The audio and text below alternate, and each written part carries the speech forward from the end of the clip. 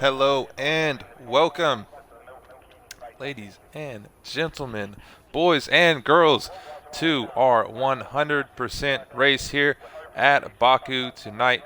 This is the Xbox side of things. Tomorrow, Sunday, same time, same place, we will have PC going.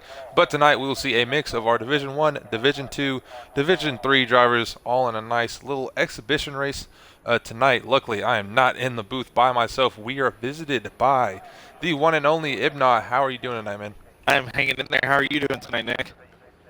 Dude, I am doing great. I have a few adult beverages with me, and I am ready to watch this race with all of our viewers and hopefully give them some exciting racing as well as some exciting commentary. Hopefully so. It looks like we already have a few cars leaving the pits. Ginger Horizon to be the first person out on track today. Just getting the lay of the land, if you would. Definitely going to be one to beat here tonight. Who else do you think is going to be able to challenge Ginger today at this track? So as usual that we've had in the 100% races, definitely Deluxe Cord. John as well has always had a good showing. I think Double OT, if he can remain calm in his car tonight, he might be able to do something, but he's going to have a challenge behind the wheel. And then, yeah, I mean, we'll just have to see. We got a lot of great guys, with the same pace. So we could have a fantastic midfield battle as well as some guys. Oh, it looks like Ginger Horizon, instead of pulling Leclerc, just pulled off there. But no, we should have a great midfield battle tonight. I'm really excited to see it. I mean, they got some people that are just racing. They're not even in PPR tonight. We have Prince Joe, who's a friend of Marlon Conga. He's in here tonight. And then, yeah, midfield-wise, I mean, you got Stoneman, Brackish, Ollies, Rustful Eel, Fantas, King Kirk. All those guys. It's going to shake up to be some tight battles tonight, and also a drive to survive as well. Definitely. This track is very demanding. You have to stay focused. You have to find that rhythm early on. Lap 1 carnage is going to be a huge thing, as we all know here at Baku. Everybody that's ever raced on this game or watched a Formula 1 race knows how challenging this track can be. Definitely got a lot of returning drivers tonight. I think we're going to have another great session. Hopefully a little bit closer battling than we had last week at China. But I'm really excited to see, how these guys perform. This is a great group of drivers that we've had and been privileged to have for our exhibition races. I'm gonna get it right one of these days. They've always put on a good show, so I'm looking forward to it. Nice to have some new drivers in here though as well.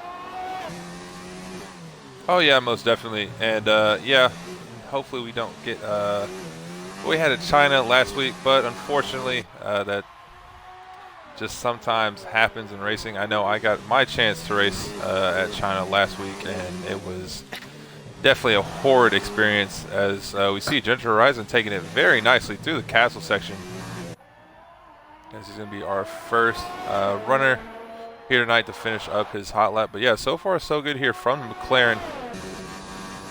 See if he can hop the curb right here. No, he opts to just take a more conservative line. Smartly done. You don't want to throw it on the wall, especially on your first hot lap. Absolutely. Ginger just coming around to set the pace for the rest of the field, and everybody's going to be going after him. Typically what we see is Ginger will put in a banker lap, as we call them, which is just, kind of a reconnaissance, but still fast lap, pushing it, getting a feel for the track, as he actually pulls off into the pits and wasn't even happy at all with the lap to even put in a banker. Yeah, I guess he decided that was enough for him. But there we go with Rustable Ill. Currently sitting P1 at the first time of the day with a 140.6. Marlon is sitting back there with a 140.9. But Prince Joe, 140.3 there in the Ferrari. Nicely done by him. His teammate of King Kirk is coming up very quickly. Looks like he's opting to go into the pits. But Venom now with a 40.4. And we should have another Red Bull here of the coach. And he is also opting to hop into the pits. A couple of these drivers are just trying to get their feel. Maybe they didn't get a lot of practice. Maybe they were on the wrong tire. It looks like Kirk was on hards. So, I mean, he obviously didn't feel confident in that. Good mix-up, though. I mean, we've already got 4 drivers who've put in times on mediums, just trying to get something going, and then a few drivers switching over to the softs. I think the Lux Cord, though, setting at 138.7. He's pretty much right around the ballpark. We'll see times a little bit quicker than that, obviously, but he's pretty much right around the ballpark of where we're going to see a majority of the field tonight. Yeah, Deluxe putting in a very solid lap there with 38.7. Currently on board here with the man, the myth, the legend, Stoneman, and his greatly numbered number 69 Haas. As it looks like he's actually going to back out of his lap. He'll take this on board here with his teammate of John, who's coming through the castle section right now. So, just a few minutes into qualifying, what are going to be your keys to the race tonight? I think everybody knows what the keys to the race are for me, because it's the same as any race, especially our 100% ones, right? Keep your nose clean. If you have to be in the race in order to finish the race, to even come first. So, I mean, if you can't keep your nose clean in those first few corners, or in the really tight, narrow sections of this track, then you're already doomed. So it's going to be something really that these drivers are going to have to monitor everything and be very cautious but aggressive at the same time. So they're going to have to know their limit tonight. Oh yeah, most definitely.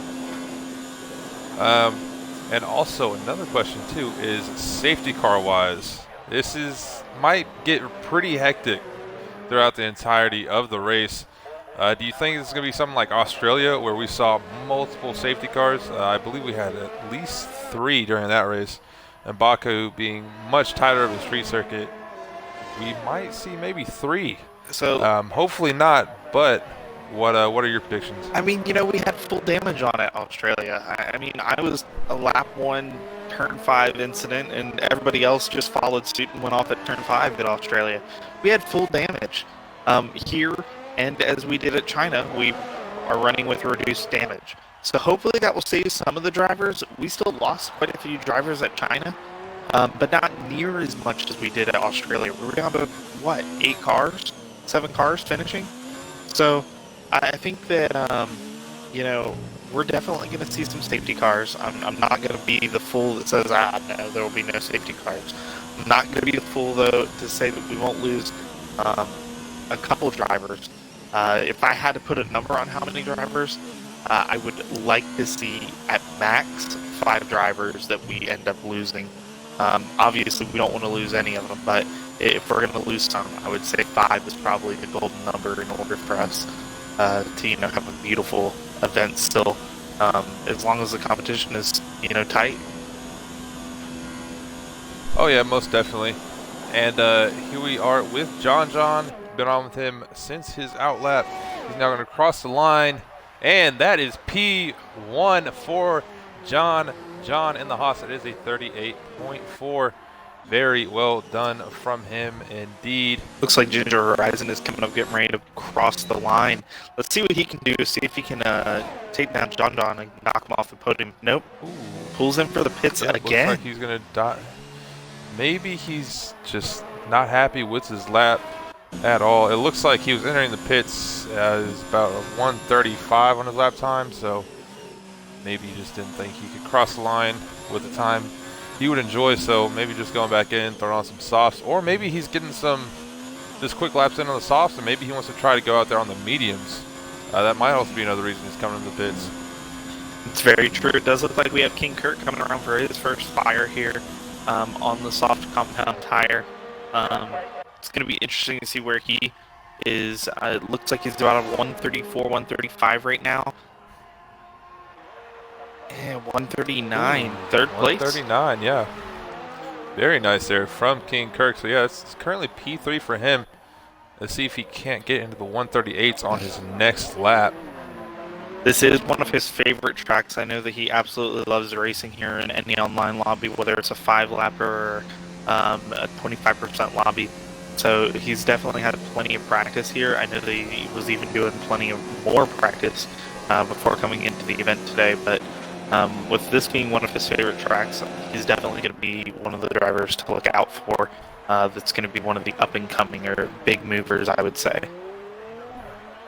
Yeah, and I would have to say too, Baku's one of my favorites as well. I love the street circuits. I love Baku. I love Monaco. It's probably one of my top five in the entire F1 game. So little hurt that I wasn't able to race tonight, but get to commentate and get to watch the great action. So I apologize, man. Hey, I understand. This is one of my favorite tracks too, even though I'm not the best at it. Just because it is additionally challenging. I don't like Monaco as much. I don't like King Kirk, five place grid penalty. Actually, that was awarded to Venom. It looks like. Let me double check that here on my side. yeah, I was trying to see exactly what was going on there with Kirk, but yeah, it looks like he's also invalidated his lap as well. As we see the zoom throwing his racing point into the wall. It looks like no harm, no foul for him. So it looks like Venom Now had actually collided with Kirk, and that's what caused the grid penalty. So the grid penalty is actually on Venom, no hurt to Kirk, but that will definitely be a struggle for the for the racing points. Gosh, race. That is all good because now we have a new slogan: "No hurt to Kirk," who is currently sitting in P4. We're currently on board with P5 to zoom, see if he can best that time of Kirk. He needs 6/10 of improvement to do so. On board with Ginger Horizon now as he is starting another flyer on the medium tires, as you suggested. Maybe he has enough confidence in this grip that he can do something here and make this compound work for him and still climb up the board. Yeah, and he also might be banking on maybe a safety car to come out early and guys ahead of him to pit, as the zoom is now coming into the pits. Taking on board here with Ollie's now 138.8. So he's now put himself up in a P3. Marlon Conga as well, P4 with a 38.8. Him and Ollie's are very, very close to one another. But here we go. Double OT looks like he's just going to throw it into the pits. Oh, luckily we have reduced damage on because in full damage he would have taken himself out in the pits. Back on board here. We'll go Restful Ill. Looks like he's going pretty slow on a lap. Yeah, Ginger has backed off. He clipped the wall in the castle section. So I don't think we're going to see a flyer here from Ginger this time around. It will have to be next time. As unfortunate there for Ginger. There we still have 5 guys yet to set a lap. Night Shrimp, Groggy, Ginger, as we just spoke of, Fantas, and ARO Brackish. On board here with Fantas, he's actually gone purple through Sector 2. See where he can place himself up on the grid. He's just coming down the straight right now.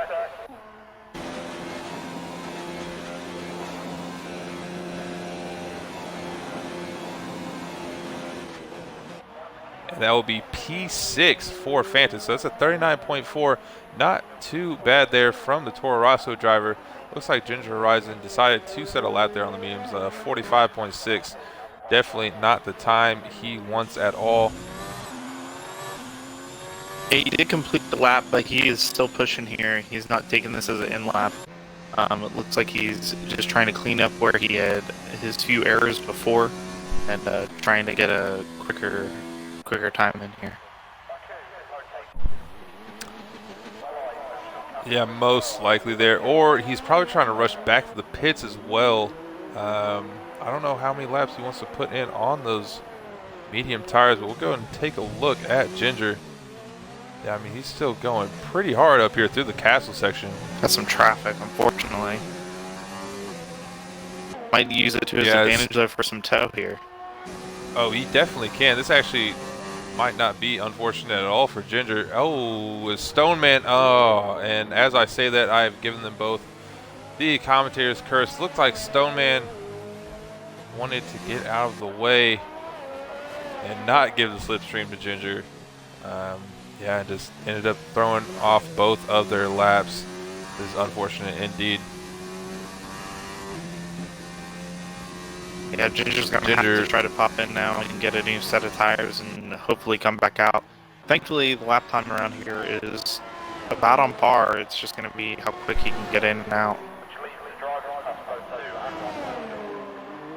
Yeah, and I've been in these situations in multiple league races where you're coming in around 3 minutes left and you're praying that maybe your teammate's not behind you and that your people in the pit box as well will let you out. I've had multiple scenarios where I've been held in a pit box for 30 seconds, and when time is crucial, you can lose out on your final hot lap. Ooh, as Venom has gone off in the castle section. That BWT sponsored Racing Point is now just sitting on track.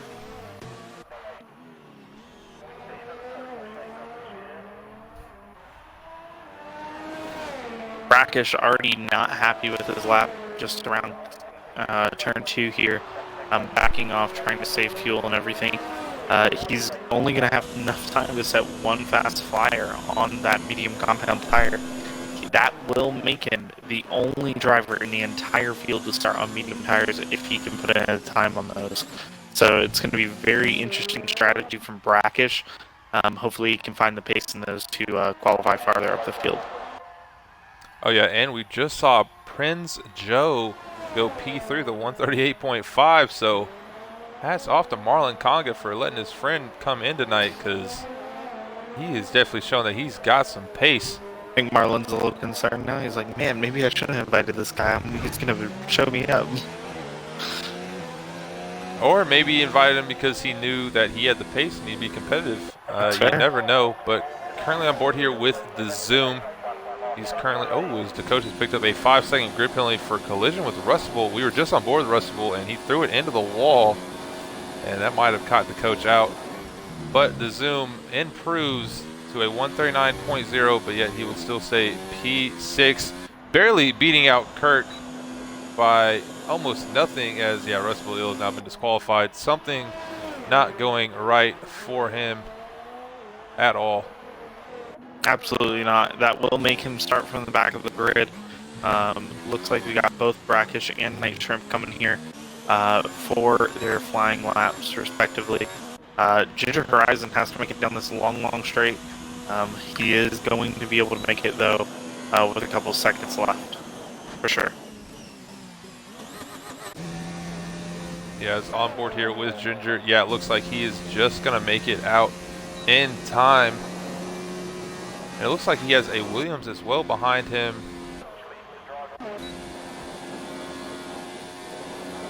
Couldn't quite make out who that was. Might have been Ollie's, or I might just be going insane.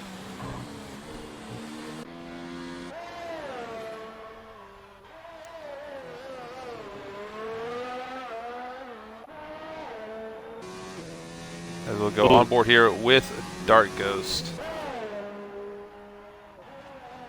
You were saying, ooh. Yeah, Kirk had a big slide coming out of the castle section onto that, what is basically in a Formula 1 car considered a straight there, with those couple left-hand kinks.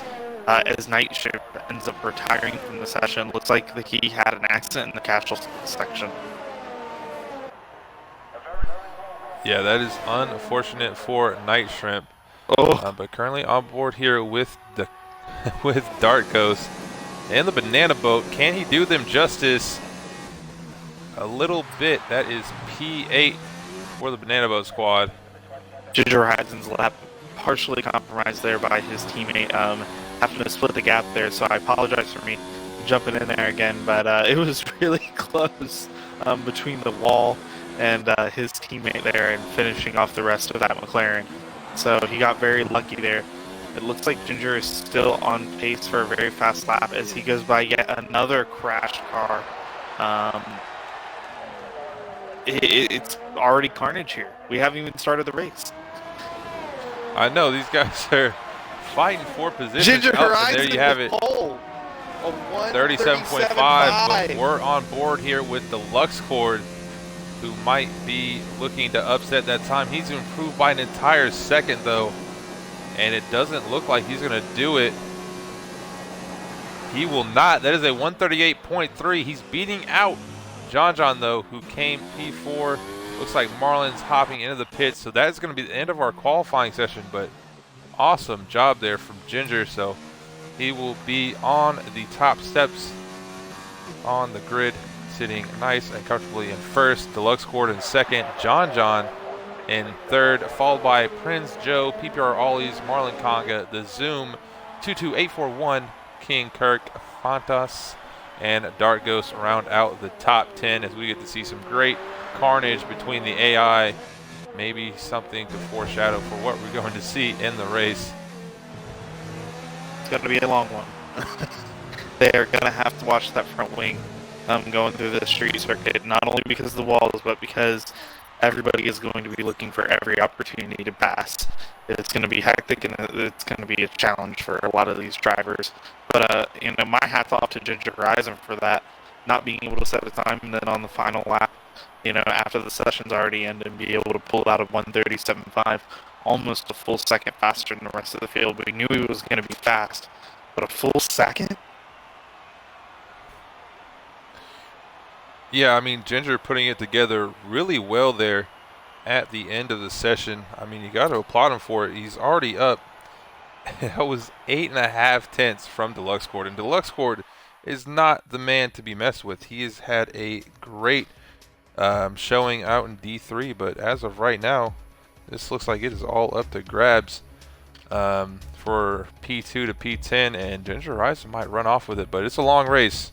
Who knows? There's probably going to be multiple safety cars, so would not be counting your bets too close. But as we wait for our drivers to load in and start the formation lap, I will take a quick 30-second break, and we'll be right back with you guys.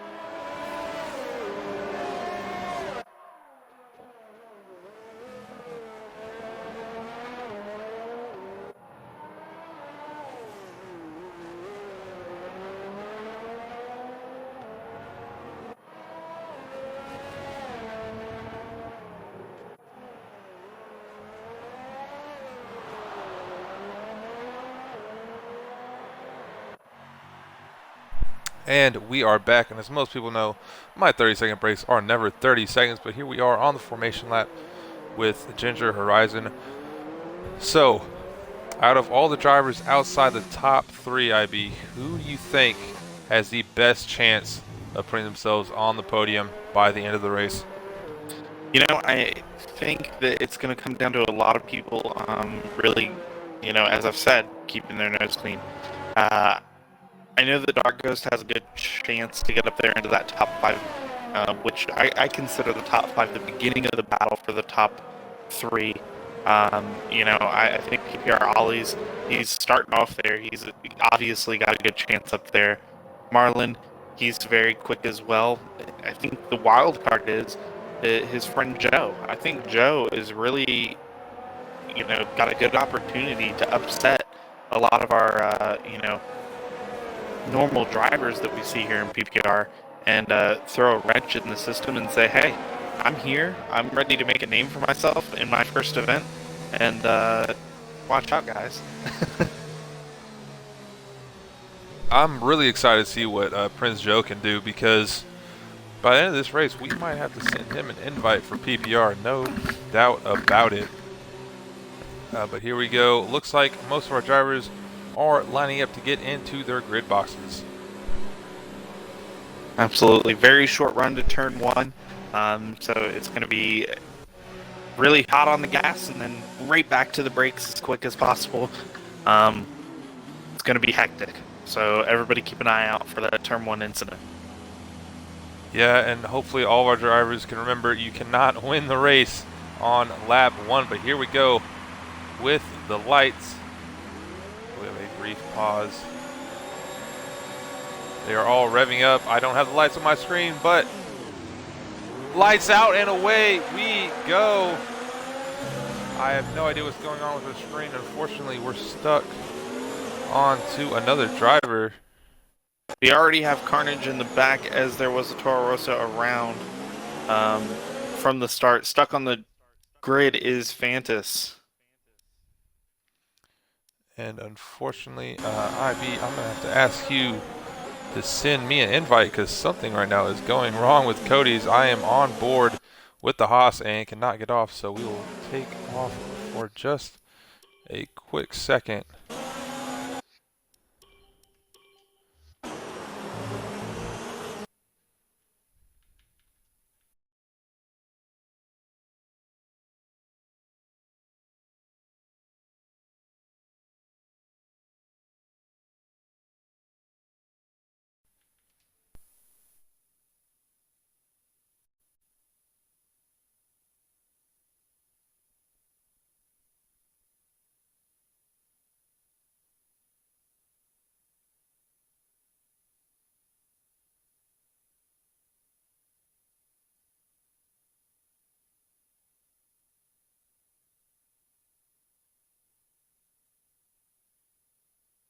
I have no option to invite the game.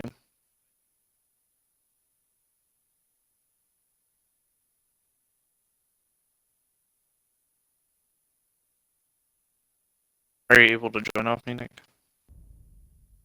We will most likely have to restart the lobby. Give us one moment, guys, and we'll be right back.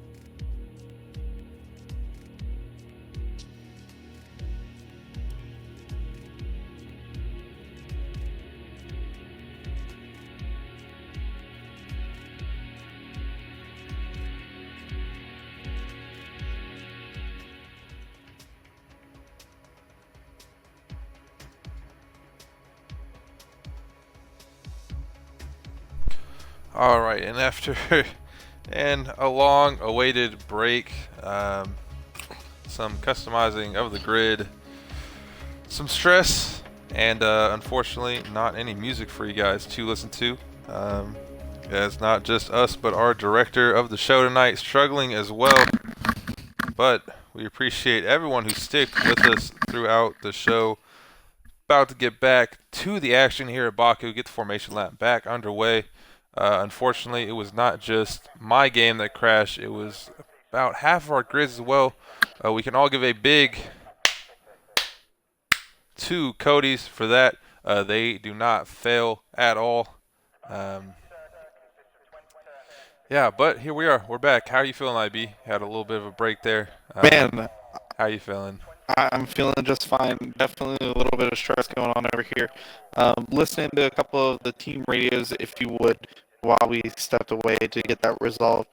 Some interesting joking strategies. I'm hoping somebody's suggesting starting on full wets now on the restart. Snow tires. Interesting ideas here of what this restart means for the teams. But obviously, top 10 will be picking the same tire that they had before.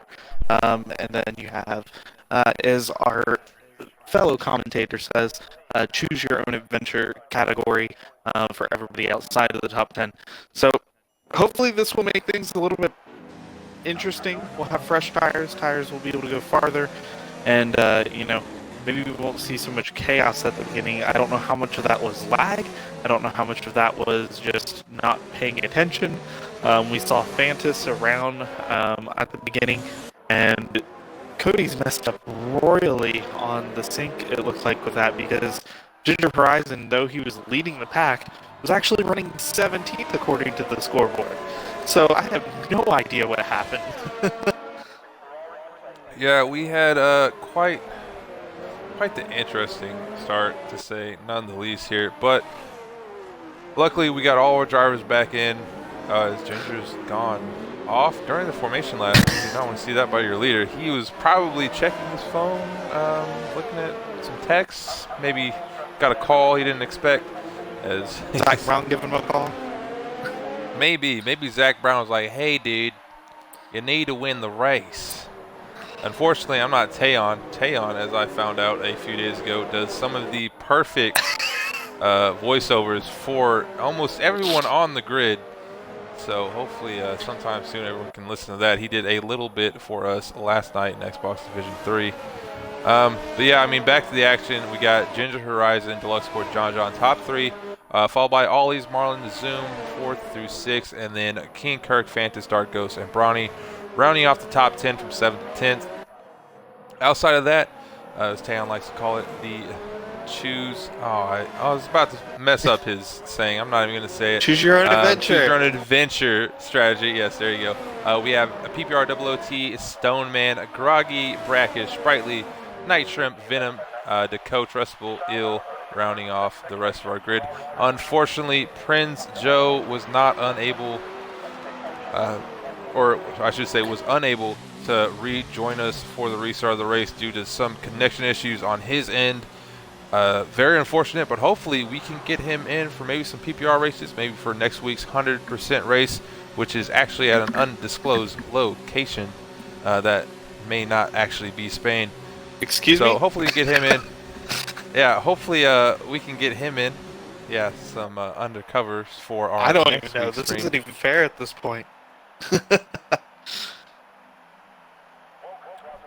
But here we go. Looks like all of our drivers are loading into their grid spots, and we're about to go lights out for the second time and hopefully the last time.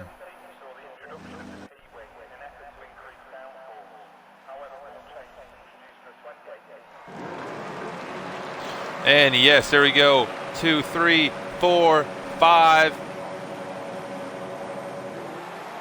And it's lights out and away we go, and no one is going. It is paused, but now we are going. And Ginger Horizon getting off a decent start. Deluxe Sport is going to go down the inside of him. See what kind of cars we're going. 3 wide, 4 wide even. In the back of the field, not seeing really too many accidents occurring. Very nice to see. Looks like everyone's taking it pretty clean. Looks like a fourth India might have hit the wall back there. Looks like it was Venom. Groggy getting 5-second time penalty. Groggy really messing up a lot back there as we now have a safety car for what appears to be Groggy doing something. I don't know.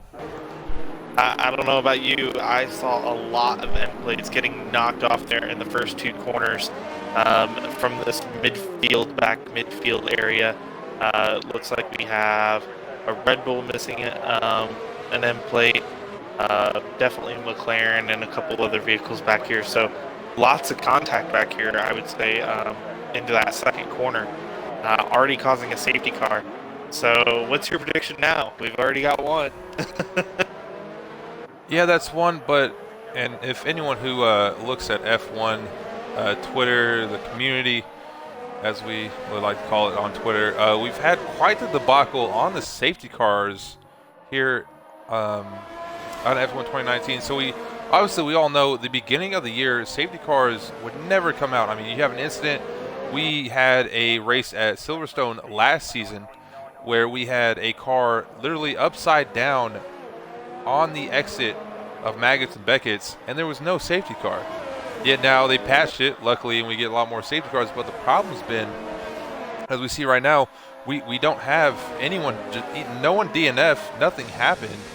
A few cars made some contact. I saw Force India at the wall off of turn 2, but nothing that would really implement a safety car. And now, unfortunately, mainly for streams, for people who stream races and all of this, I mean, you have a safety car going on, and it just kind of delays all of the action, especially, we have a 100% race right now, and we have a safety car for really no reason, as we now see four drivers all enter the pits, presumably for a new front wing. Yeah, I mean, definitely take advantage of that while you can. I'll be surprised if we don't see a couple of these drivers just go on hards, because the hards are estimated to last around 44 laps total. Now, they do fall off a little bit earlier than that, but 44 laps is the entire expected lifespan that we're reading out here from Pirelli. Yeah, and it doesn't look like any of our guys opted for the suicide strategy. So 2 on mediums, 2 on softs. And as we see the coach all the way there in the back. Yeah, and he's opted for mediums as well. So just sitting on board here with Ginger. We should be getting the action on fairly soon. As track map up for you guys as well. If any of our other viewers maybe like telemetry, lap data, any of that up, I will also put that up. But for now, we'll just put up the tires and the track map. But yeah, quite an interesting first 2 turns. I don't really see too much going on there. No one really got too much into each other. I mean, we almost went 4 wide into turn 2. That would have been very dangerous. But other than that, I mean, most of the drivers keeping it pretty clean. Yeah, absolutely. It was nothing really major. It was just, I think, too many pegs trying to go into one corner there, if you would, or too many cars into one corner for all of them to fit. And I think that's why we saw the damage that we did, which was just a few end plates in that midfield or lower half of the field. So, I mean, nothing really major enough to cause a safety car, unless, maybe the FIA is just saying, hey, there's a lot of debris on the track already from, 5 or 6 cars already missing end plates. So it's a lot of carbon fiber just laying around. Yeah, I mean, if you want to play it very, very realistically, and we all know that F1 2019 is not a true sim. It's definitely an arcade sim, so it's not true realism. But, I mean, if you want to play it actual realism in F1, yeah, maybe there's some end plates out there. We had to call a safety car out there. I mean, no one DNF, but, don't want to run over safety plates, or the end plates, I should say, and get some exposed tires. So, I mean, I guess you can. I mean, think about it. If we were running that's why we have the safety car. That could be a flat tire, and then we have a tire carcass, flying over the fence into the crowd. Come on now, get real. Yeah, well, we really have to care about all of these virtual fans. Exactly. I mean, not only are they showing up during our current situation in the world, but yeah, I mean, they could get hit by a tire or a car flying in the air. I mean, you got to think about the virtual people. Hashtag virtual people are real people too. Want to hear it in the chat. Everyone gets a vote, right? All these Everyone gets a virtual vote. lives matter, okay? Virtual lives matter, everyone. Yeah, they're people too. You gotta think about their feelings, and some of those people have wives and kids at home, or a husband and kids, or a mom and dad. You never know. You know, Kimmy's little Ferrari fan could be here. You know, that cried when he crashed out the first race. You know, he could be really upset if something happened. So we got to worry about them too. Yeah. At least drivers might not be having any fun on the track, but at least we are right now in the booth, as hopefully safety car will be in on this lap. Hopefully. It looks like the group has all kind of gotten back together here. So there should really be no reason. That warning should be coming soon, as we see Ginger continuing to back off, being like, please go away. He wants to get underway. Safety car in this lap. Race control. Lights out on the safety car. And that is what we love to see. So yeah, all up to Ginger now. So, your banana boat team, you know that you are a huge banana boat driver and proud supporter. What are your orders to I'm the a Lux huge Court supporter. right now? My orders to the Lux Court is full send into turn 1, and if you take out the McLaren in front, you take him out, but full steam ahead. As it looks like, yeah, Ginger is now off and underway. We are back in action. Russell Ill has retired from the session. It looks like he DNF'd before he could even get anything going. We have a collision between the coach and Russell Ill. There at the very back of the grid, Russell Ill was facing the wrong way and has a missing wheel. If we don't see a safety car now, I'm a little concerned. Yeah, very interesting. But John and Deluxe Court here up top are fighting very hard, very early in the race. John, nothing doing there for him. We'll take it back here to the Zoom. Just having a look here at Brawny Man. It looks like, yeah, Dakota is also retired, so yeah, maybe that wing damage had gotten to him. We already have drivers 4 into the pits. They didn't even make it to turn 1. This might be the carnage of the century, as we have a massive fight. Ollie's getting around Brawny Man. Now taking a look at Deluxe Court as he's getting overtaken by John. They're all going to make their way through the castle section, but Ginger Horizons already pulled out a 3-second gap. We're not even half a lap after the safety car. Yeah, I think Brawny just really genuinely wants to get away. Well, Brawny, I'm on board with Brawny. Ginger really just genuinely wants to get away from this battle here. That way that he can let them fight it out and take up as much time as they want. Brawny, though, the reason I'm on board with him, big winner. Already up, you know, several positions here. And, you know, this is his 3rd race with PPR. I think he's starting to get a little bit used to the league. What do you think? Yeah, probably. I mean, as another safety car. Cody's, why do we have another safety car? Looks like there's something going on back there in the castle section. Between Double OT. Oh my goodness, what just went wrong with Fantas? We were just on board with Fantas and we visited the Shadow Realm on stream. Fantas is sideways and has lost a front end and a right side tire. So that will be Fantas out of the race. Fantas just sent us into the Shadow Realm. I know you probably didn't see it here, IB, on stream, but Fantas, so he, yeah, DNF'd in the castle section, but then his car got sent into what I'm going to call the Shadow Realm. I don't know what we were looking at, but we saw a Formula One car, or a Toro Rosso Formula One car, I should say, flying in the air and then back down into the middle of Earth.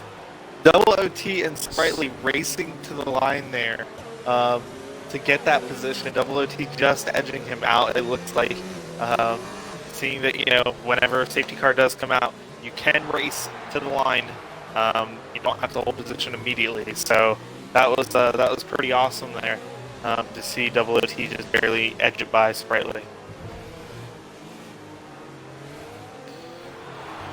Yeah, and 5 laps into this race,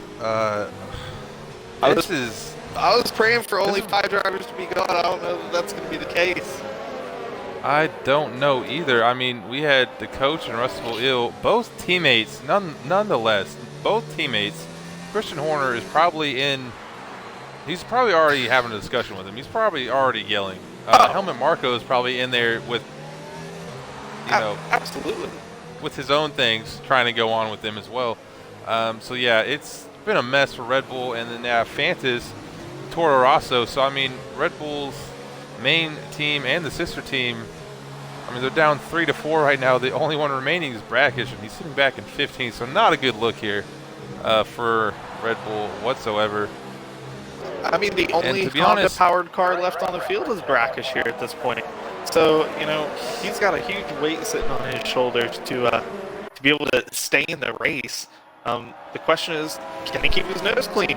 Nobody listened to me. Obviously, nobody listened to post-race. Yeah, it doesn't seem like anyone has. We are 6 laps into the race, 2 safety cars in. But granted, I think, like I was talking about in the first safety car, this is really an issue with Cody's right now. Safety cars come out too often. I mean, granted, I feel like it was warranted for Rustable, and then, Fantas, obviously. I feel like both of those are very realistic situations where we would have had a safety car. I don't know so much about the first one, but this one I feel like is a little bit more warranted for sure. Yeah, I mean, I can agree with Fantas through the castle section, most definitely.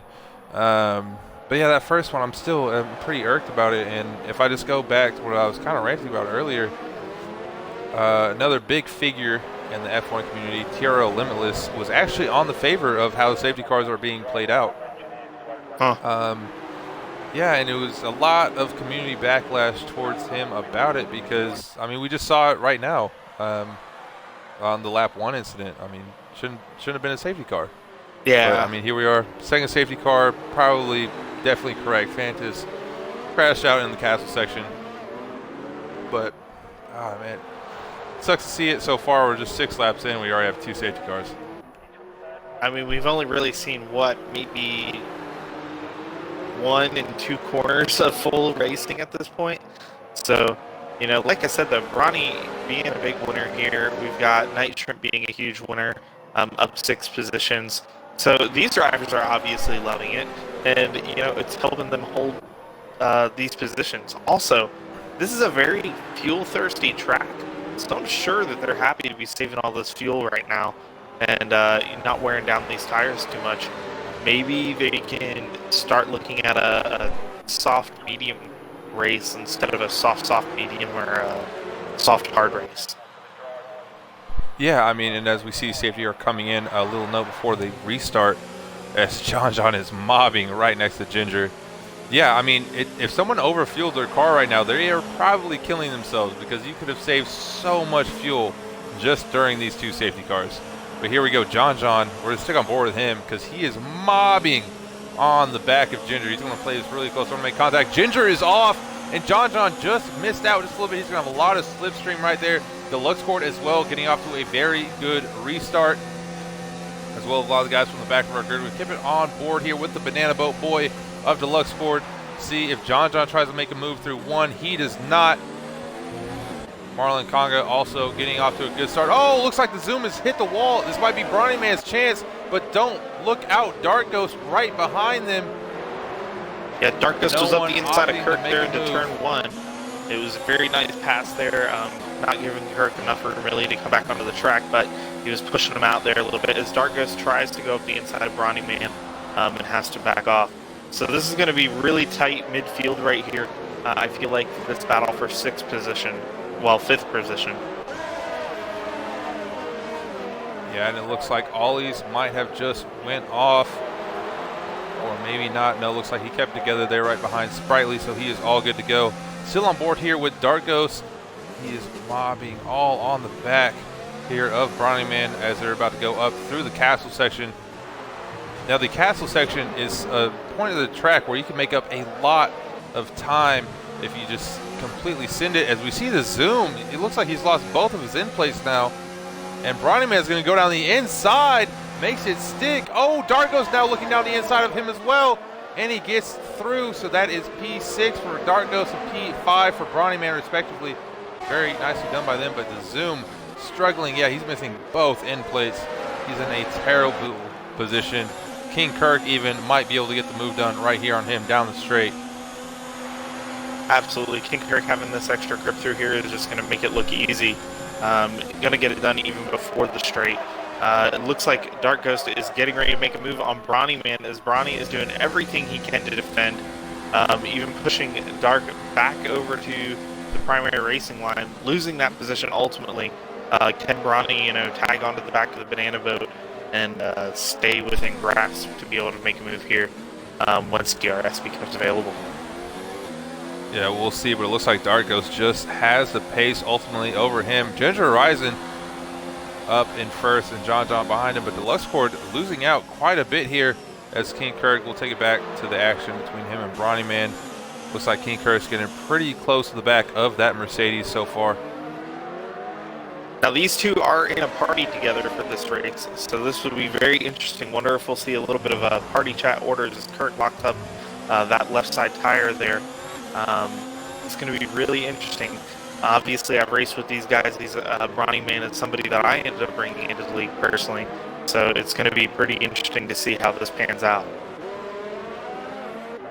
Yeah, and I will say, being in party chat, at least for me, with someone that you're racing against, can sometimes be very frustrating because you want to focus as much as possible, but at the same time, you just want to yell at them, "Get out of my way, let me by."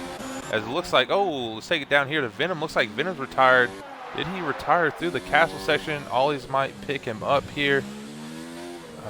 Looks like haven't seen Venom quite yet. Looks like he is actually still moving on track. Yes, he is. He's Looks ghosted. like he is definitely ghosted. So let's take it back up to the action here with King Kirk on Brawny Man down the straight. No DRS yet enabled, but it looks like King Kirk is still going to give it past Brawny Man. Brawny Man doesn't have as much downforce, it looks like, as the other two drivers. Oh, and he goes very wide. Lucky not to hit the outside of the barrier right there, but that's King Kirk into P6. King Kirk does have DRS now, though, and is ready to take a shot. Looks like here at Dark Ghost. Might see it into this corner. Goes down the inside. Oh, that's a big dive. Big lockup as well.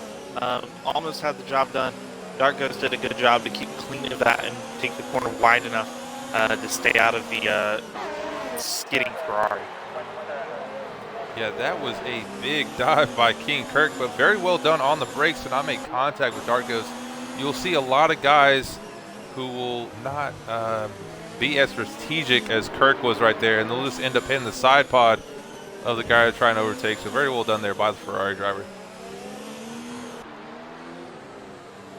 Looks like PPR Ollies is back here trying to get past Groggy Oregano.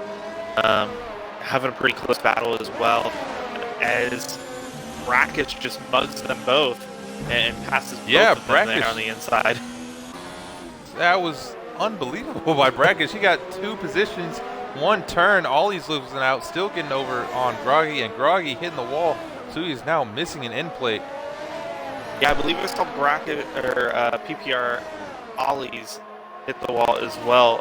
Did a good job, though, to keep his end plate, so no big worries there, as we do see Kirk now with DRS getting ready to go on Dark Ghost again. Too far back, it looks like this time to be able to make a move into turn one. Might be able to reel him in for the second straight here after turn two, as he's staying real close on the bumper. Not currently running any errors, cranking it up to overtake though, and getting ready to hopefully, nope, still too far back. He's going to have to wait a couple more laps here and just settle in. Yeah, and King Kirk all on the back of Dark Ghost right now. But yeah, like you just said, he's just not close enough to make a move. And I mean, still, we're only 10 laps into a 51-lap race, so got to play it pretty conservatively here. Absolutely. Big call out to our top three right now. Donjon not letting Ginger get that 3-second gap back, really. Not in DRS, but not pulling away, really. You know, he stayed right around this 1.5 second, 1.6 mark for the last several laps. Deluxe scored not really letting John get away either. They're all hanging in here real close. The biggest gap with this top 5 group is going to be from Marlin to Deluxe score. So it's going to be a little bit challenging, even if Kirk does get past Dark Ghost to get up to Marlin and Conga. But those top 3 really just making a name for themselves and pulling away and not letting each other really get too far away either, keeping them in check. Yeah, as it looks like King Kirk's starting to fall kind of short here from Dark Ghost. He's pretty much out of slipstream range. He's got DRS for this straight, but he's already fallen out of 1 second. As we'll take a look here, Brackish now on the back of Brawny Man. As, oh no, what's gone wrong with Stone Man? Looks like Stone Man has spun on the straight through the S's section, which is flat out if you have enough downforce. Oh, car in the middle of the road. Yeah, he is sitting in the middle of the track. Yeah, that is not where you want to be. And no safety car for that. Should be. Just gonna throw some shade at Cody's right there. But yeah, I've seen that before. So I was once commenting a race for another league, and we were having a very close battle for the podium spots at the very end of the race, and we had a guy do just what Stoneman did, take it a little too much and hit the wall out there, spin, lose his front tire, and retire. So yeah, it looks like that's exactly what Stoneman just did right there. All right, guys, we've reached that magic number of 5. No more. Okay. Exactly. Yes. Please, no more. We are getting some field spread here, but it looks like our closest battle on track is going to be Brackish and Brawny Man. It seems to be pretty common here that we see Brackish in these midfield tangles with kind of this group of drivers. Obviously, other than Australia, we saw Kirk and Brackish battle it out to the end there. You know, but it was basically the same positions. So it's going to be real interesting as Brackish has lined up for a easy pass on Brawny Man. Yeah, Brackish has a massive run on him. As Brawny Man's actually hopping into the pits. That's a interesting call there from the Mercedes team. We'll see what tires he hops on with. He's going medium, so it looks like he's going to go with a 2-stop here. Probably mediums to mediums till the end, or he might be going softs, mediums, softs. We'll have to wait till his last stint of the race to see. Either really had an interesting Cody's glitch here on my screen where the mediums were showing up as whites, but they are showing up medium now. He was approaching the window, though, for the end of the soft's life. We are expecting the soft tire to last maximum 16 laps. Obviously, that means you got to take care of him, though, right? And if you've been pushing and fighting like that, I think he was right around the right pit window for him. Not too sure, because you also got to take into account they were under safety car twice already. So I mean that's 5 laps under safety car. So I mean, it's really only 6 laps of racing, and under safety car you're only using about a quarter of your tire wear. So still, I'm not too sure not good on his tires. Maybe not. But we'll just have to see how that plays out for him. He's currently sitting P12, or I'm sorry, P10. As we're on board with Night Shrimp on Groggy. Groggy is P12. But yeah, most of the gaps breaking out right now. But so far, Ginger Horizon doing quite an excellent job. Oh, as we actually looks like we have PPR Ollies off of the track. Went sideways in that castle section. People are not minding that area very well. No, and he is. Oh, his front wing looks impeccable right now. Wow. He doesn't have any in place. He's lost all of the wing on his left side. Ollies is just going to have to nurse this back into the pits. That is going to be very hard for the Williams drivers, or the Williams team, I should say.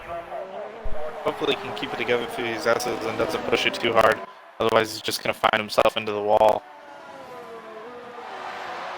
Yeah, that is one thing as a driver. So once you lose your wing, you can't take it flat out through those fast left right-hander before the big main straight. And with wing damage, sometimes you forget about that. There You can it find is. yourself just like, yep. Going As into the we pits, see, was going too hot and couldn't stop to be able to make that little chicane that is there. So unfortunately, it looks like we have lost Ollie's car number 6. yeah, and that is very unfortunate. 13 laps in, 6 DNFs. But gotta say, some of our drivers, if you just don't hit the wall, you will be okay. However, they may have not heeded to that advice pre-race. Ollie's has left the session, presumably in some fit of rage, as Claire Williams is downing some champagne, wine, whatever you would like. And she is about to go backstage and completely yell at her Williams driver. Very unfortunate. I don't know how much of that, really was in his well, a lot of it was in his control. He's kind of driving like a ticked-off teenager, if you would, to get back to the pits. Could have definitely been a little bit more cautious, but we've all been there.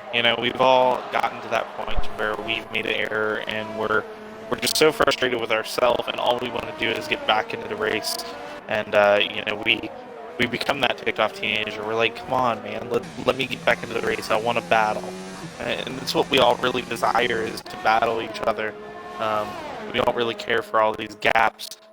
Speaking of gaps, though, what happened here? It looks like the Lux Cord went ahead and pitted, and King Kirk is now in third? Yeah, King Kirk up in third. Looks like Deluxe might be going for the two. Well, he's definitely, not might, but he is definitely going for the two-stop strategy. We'll see how far the soft runners can take their tires. Yeah, that limit's about 16 laps.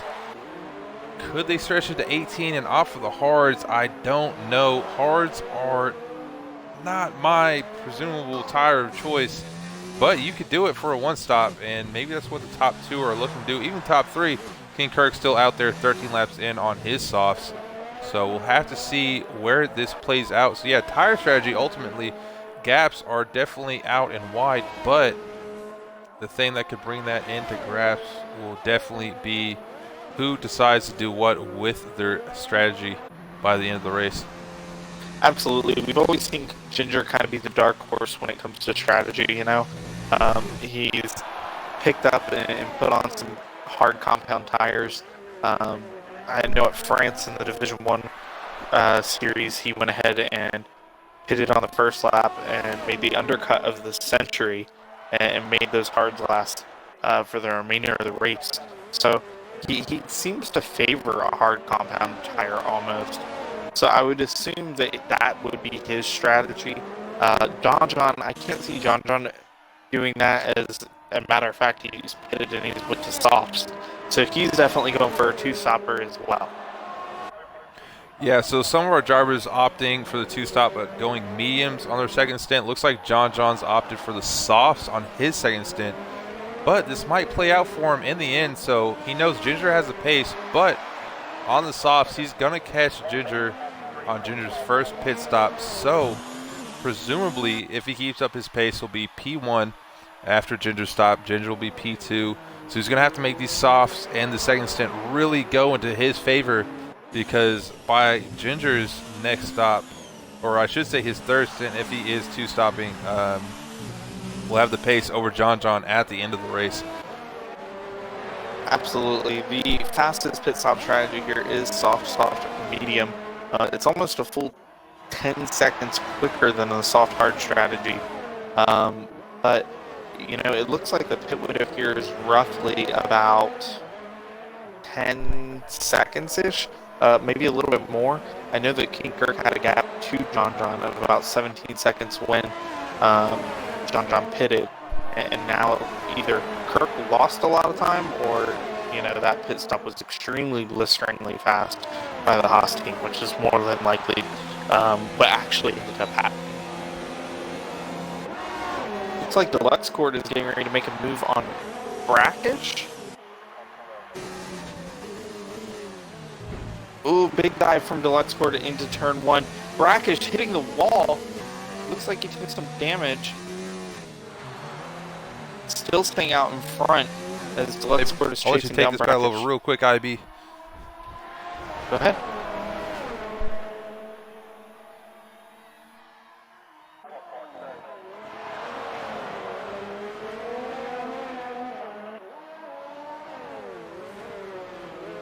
Looks like Deluxe Court is just going to settle back in here behind Brackish. Maybe wait for the next main straight and compose himself. Looks like he's definitely saved up some ERS as Brackish is trying to save as much ERS as possible.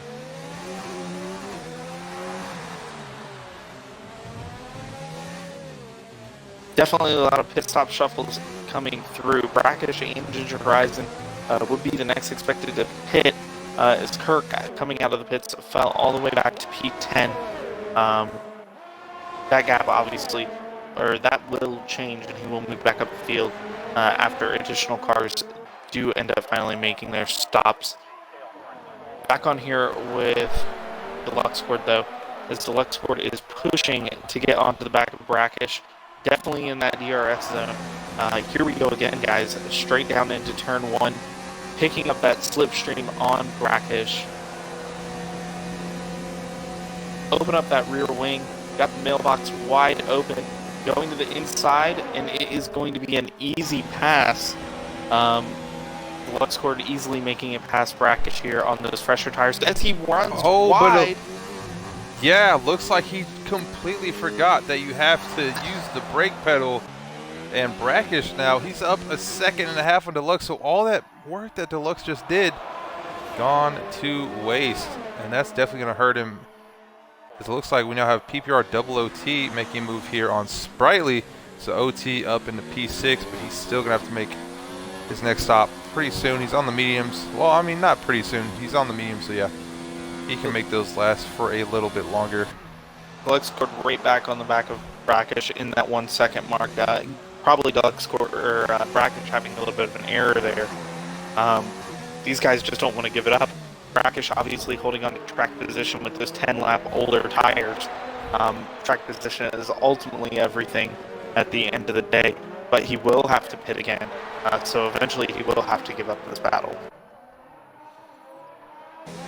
Yeah, but for now, Brackish is hoping for anything, maybe another safety car, if not a VSC, to maintain some position. So yeah, I mean, he's not going to give Deluxe any advantage, but Deluxe might get another run out of him coming down the main DRS straight. Nick, I'm going to need you to remember commentator's curse is a thing. We don't want any more safety cars, at least for another 10, 20 laps. We definitely do not. That is indeed. We've already had 2 here tonight, so we'll just keep it on board. Looks like Ginger's hopping in the pits for the hard, so he's going to go on the one-stop strategy. See if Deluxe jumps him here. Looks like he's going to go back on the inside of Brackish. If you make it stick, they're going side by side into turn number 2. Deluxe back down the inside of Brackish. Brackish scraping the wall. Deluxe leaving him the space. And Deluxe also getting the DRS, so he's going to be comfortably up into P3. But he is 4 seconds back from Ginger. Ginger looking to go till the end of the race. And Deluxe still has to make another stop. So him trying to battle with Ginger at the end doesn't look like it's going to pay off whatsoever, because he's got a whole nother stop to go. Absolutely. As I called it, Ginger loves those hard compound tires. He's going to be very comfortable here. It is a little bit slower of a strategy, but maybe Ginger is thinking, hey, I've got the pace on this track. We know what I can do on the softs. So maybe he's over here like, I think I've put in enough time to go ahead and justify doing this, and everything will be okay. Yeah, but the one thing he has to be worried about right now is John pulling out a gap on his soft. So if John can pull out about 20 to 21 seconds on Ginger, he can opt pit early for a fresh set of tires and have a fresher set than Ginger's going to have by the end of the race. So this might actually play out into the hands of John if he can pull out about 10 seconds. He's on the soft, so he can definitely do it. It's not the stretch of imagination here, but he's really going to have to push now on the softs. Absolutely. Does look like we unfortunately have now lost a 7th car. The Zoom 22841 has dropped out of the race. I don't know exactly what happened to him. I would assume he took a little too much damage there. Coming around to, gosh, I don't know what corner number that is. But the one basically from the double left-hander down into the sweeping downhill left-hander off camber that we see the McLaren coming up to of Night Shrimp here. So it looks like he possibly just lost it and ended up having to retire there. This is a very tricky corner. Honestly, probably my least favorite corner of the entire race. Yeah, another thing that's going to be very tricky is Dark Ghost here on these softer tires, trying to get around PPR OOT, who's currently sitting at 6 and 14 laps in on his mediums. Starting to wonder if he's going to stretch those out pretty long. That way he can put on another fresh set of mediums to go till the end of the race. So he's definitely not going to want Dark Ghost to pass him whatsoever, as they're now battling it out through the castle section.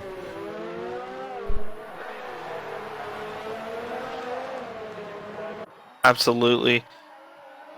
Looks like we've got a couple of drivers obviously here with quite a bit of gap, but trying to make up ground as Brackish is still trying to chase back down Deluxe Ford. Marlin kind of catching him up as well. So plenty of large gaps here, but you're on point with Dark Ghost being the closest battle here as we go onto the straight. What do you think? What do you think Dark Ghost tries to do here? He goes to the inside, goes to the outside? Gets it done in DRS? We'll see where OT ends up defending right here. Yeah, OT going very heavy on the inside. So, oh, what is Dark trying to do? He even took a peek on the inside. But yeah, he's going to get this done right on the outside. Very nicely done. Yeah, just those fresher softs definitely paying off for him. He's got the traction. OT looked to make a peek. But yeah, nothing doing there for the Williams driver. Those tires just don't have the life in them at all to make a real fight. But he's got the DRS, so he's going to have a pace advantage. Dark Ghost clinging on the inside. OT might get it done. Defending very, very aggressively. Leaving just a car's width. And he's going to get that position back. That was very reminiscent of Leclerc and Hamilton in Monza last year, of how close they were. If only the wall would have been right on the line where Leclerc was pushing Hamilton. Awesome piece of driving between both drivers, you know, keeping it clean and not collecting each other there. Very good on them. Double OT, absolutely on point with keeping those tires together and not shredding them apart. Yeah, it's got to be said that Double OT is one of the hardest people to get by. He knows where and how to defend. He puts his car in the perfect spots. He might not always have the pace advantage, but what he does have at his advantage is the ability to defend. But Dark Ghost is going to get a run right here, and I can't say that he's not going to be able to get past Double OT just off the basis of slipstream and DRS off of this straight.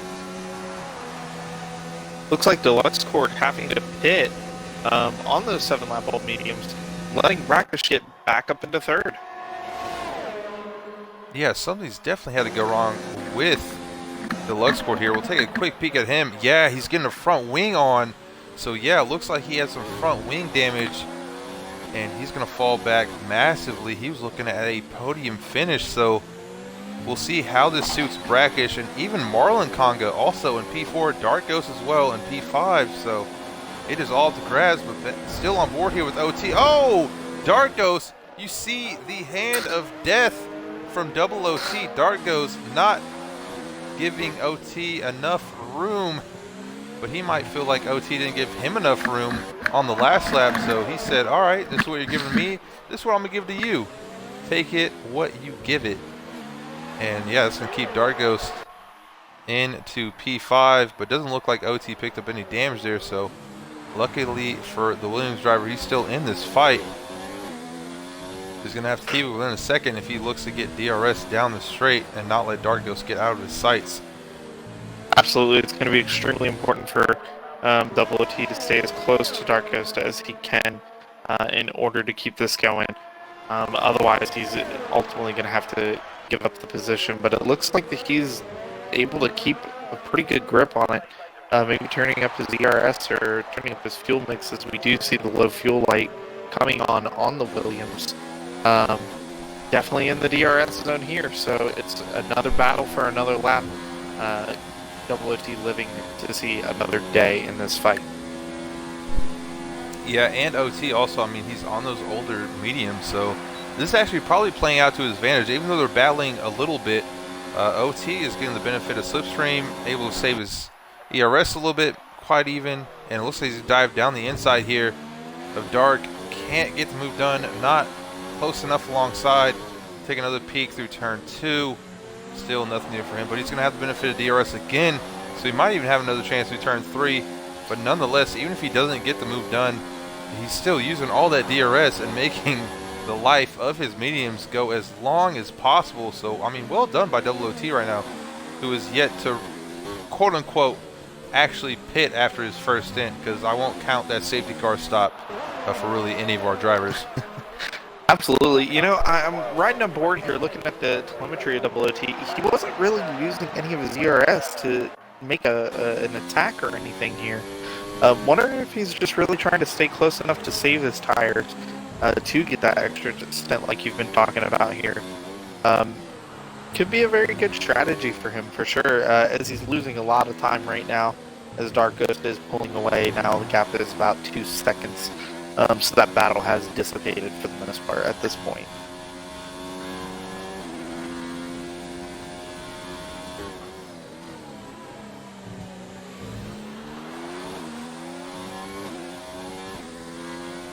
Well, guys, here on lap 23, just to give you a quick rundown of your top 5, we do have John Leading, Ginger Horizon and ARL Brackish currently sitting in 3rd, Marlon Conga in 4th, Dark Ghost in 5th, PPR Double OT currently in 6th, Deluxe Cord in 7th, pulling up here on Double OT as Double OT falls into the pits.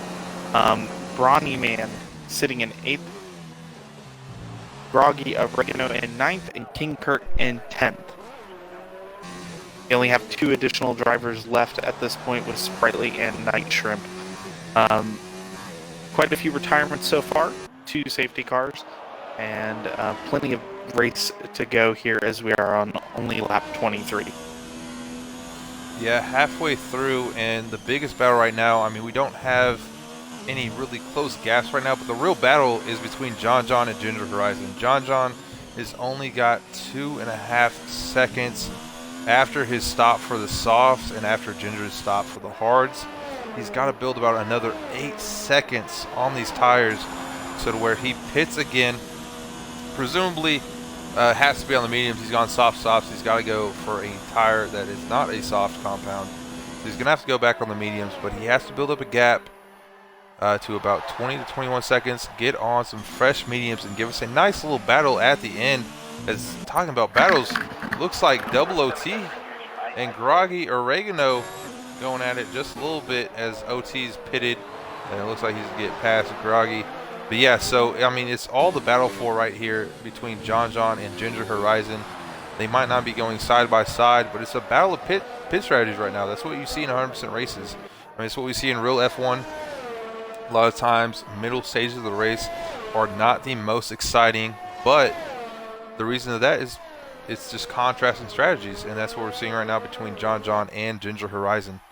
Absolutely. It looks like we do have a Deluxe Cord pulling up on his teammate here, Dark Ghost. Can't really get away from Dark Ghost today. He's been in pretty much every single battle. Probably going to see a little bit of team orders here, though. We got 3 lap old tires. Not sure if these guys are in a party, but hopefully the Banana Boat team has enough respect for each other not to make this too hard. Yeah, now that is the one difference between league races and exhibition races, is that sometimes your teammate is just someone you don't normally race with. He's just some guy that maybe wanted to be in that Renault, so Luxcord might not even be in a party right now with him, and he might have to fight for it on track. rather than Darkos just giving up this place. I mean, this would be a prime position to do so, but it doesn't look like Dark's giving it up whatsoever. Deluxe is going to shoot it down the inside for the castle section. Oh, guys, this is not the chance. This is not where you want to do it. No, what is... No! And that is Deluxe cord sideways, losing all of his front wing. And, I mean, he's just stuck. He's got to do a three-point turn. Are we going to see a VSC so or a safety car? Oh, no, and there's Bronny Man into Deluxe. Bronny Man's now lost some of his front wing. Deluxe cord getting a 5-second penalty from that collision there. Oh. I just don't understand it. I mean, neither guy, I mean, that's not on either one of them. Safety car is out. I will definitely not fight Cody's on that one. That is definitely need a safety car for that. But this is really, if we're going to look at the really quick, this is supporting Brax's cause very well because he's now hopping into the pits. See what, and he's putting on the mediums, presumably till the end. He's serving a 5-second penalty that he picked up early in the race. But he's going to get a front wing change. He's going to get new tires, and Brax is going to be sitting very well towards the end of this race. But back to the Renaults. It's just, what are you doing? Neither one of them giving up the place. Like, Absolutely. someone has to give it up. I mean, is it worth compromising your both races at that point? You know, just to hold the position. I mean, first to finish, or to finish first you must finish, and neither car is going to finish in that circumstance, unfortunately. But I have a feeling we're going to see almost the entire field pit here. If John doesn't take advantage of it, it's going to be really, really amazing. Obviously, it's going to put Ginger a little bit farther ahead, but John's going to have to go to a medium compound tire and stretch at this point. Maybe even a hard. Yeah, if I'm John right now, I'm going in for the mediums. Don't go in for the hards, go in for the mediums. They're going to last you till the end and under the safety car. Safety car's going to be out for a few extra laps as, yeah, he's diving into the pits. We'll see what tires he puts on. But, yeah, I mean, Ginger's so far back, and he's got to keep it up to safety car speed. He's got a certain interval he has to keep up. So John might be able to get out of the pits before Ginger even overtakes him. Ginger, nonetheless, is also diving in the pits, smartly by him. Looks like he's also going to go on the mediums. So, yeah, John's going to stay P1, and there's going to be that fight I was talking about for the lead of the race, but halfway through instead of at the probably what would have been the last 8 to 10 laps of the race. Both drivers on medium compound here. It's going to get dicey. King Kirk kind of bringing himself back up into contention there. 6-lap old medium is not too bad. But he does have some work to do on the restart to get by OOT if OOT does not pit. Yeah, safety car is definitely going to be out for quite some time, collecting the rest of the grid, as only John is lined up at this point. Safety car, I kind of actually wanted to see, if I'm honest with you. Very unfortunate, obviously, for the Renault team, but the reason I'm excited about this is going to make everything dicey again, and we're going to get to see some more on-track battling. Oh, yeah, most definitely. And, yeah, it's going to bring everyone within a few tenths of each other. But the one thing I just can't get over is the Renault team. I mean, Dark and Deluxe, what are you doing? You can't go too wide through Castle, and it's just stubborn by both drivers, to be honest. I mean, one of you has to give up the place, and neither one did, and they both paid for it in the end. I mean, I don't know about Dark so much, but I know that Deluxe knows better. I don't think Deluxe, though, could see him really there on the inside very well, especially depending on the view that he drives in. So it's really hard, really hard. It's kind of like, you know how we gave Daniel Ricciardo a hard time for backing into the vehicle last year. It's kind of the same thing. If these Formula 1 cars had blind spot monitoring, would they have been okay? Who knows? Maybe. But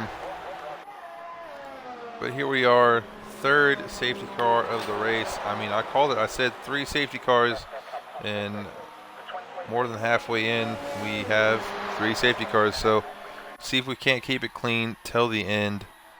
But yeah, I mean, so we're gonna see John up here, P1. Ginger Horizon Oh, that's Marlon Conga going in the pit. So yeah, he's going to stay P2. I was going to say might have been an overtake on track by Marlon, but Marlon had already pitted for hards, and he's going back in and pitting for mediums, understanding that he's on the wrong strategy. But this is going to give Brackish a chance to overtake Marlon, and he does Darkos as well. So Marlon, realizing he failed to be on the optimum strategy, had to pit again under safety car. So he's going to come out P5 on the mediums, losing out 2 spots. That's going to hurt him massively.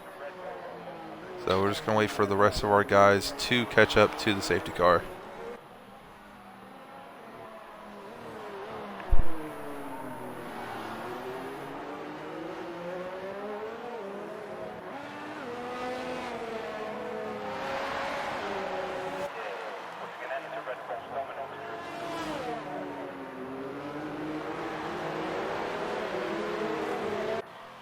So we are 27 laps into this 51 lap race. Currently the grid standing, 11 drivers remain out of our starting 19. Baku has taken front wings, they've taken drivers, they've taken cars, but this top 11 has told Baku, not me, not yet. So that is John in first place, followed by Ginger Horizon in second. Aero Brackish sits in P3, followed by Dark Ghost in fourth. Then we have Marlon Conga in the Mercedes in fifth, followed by PPR Double OT, who opted not to pit under this safety car. He is still on the softs. Interesting call by him. Brawny Man now P7 in that Mercedes. Groggy or Agano 16. P8 in the Alfa Romeo, followed by Deluxe Cord P9 in the Banana Boat. We all saw what happened between him and Dark Ghost. King Kirk and Sprightly round off 10th and 7th. Sprightly looks to actually be disconnected. Let's see if we cannot get Sprightly an invite back.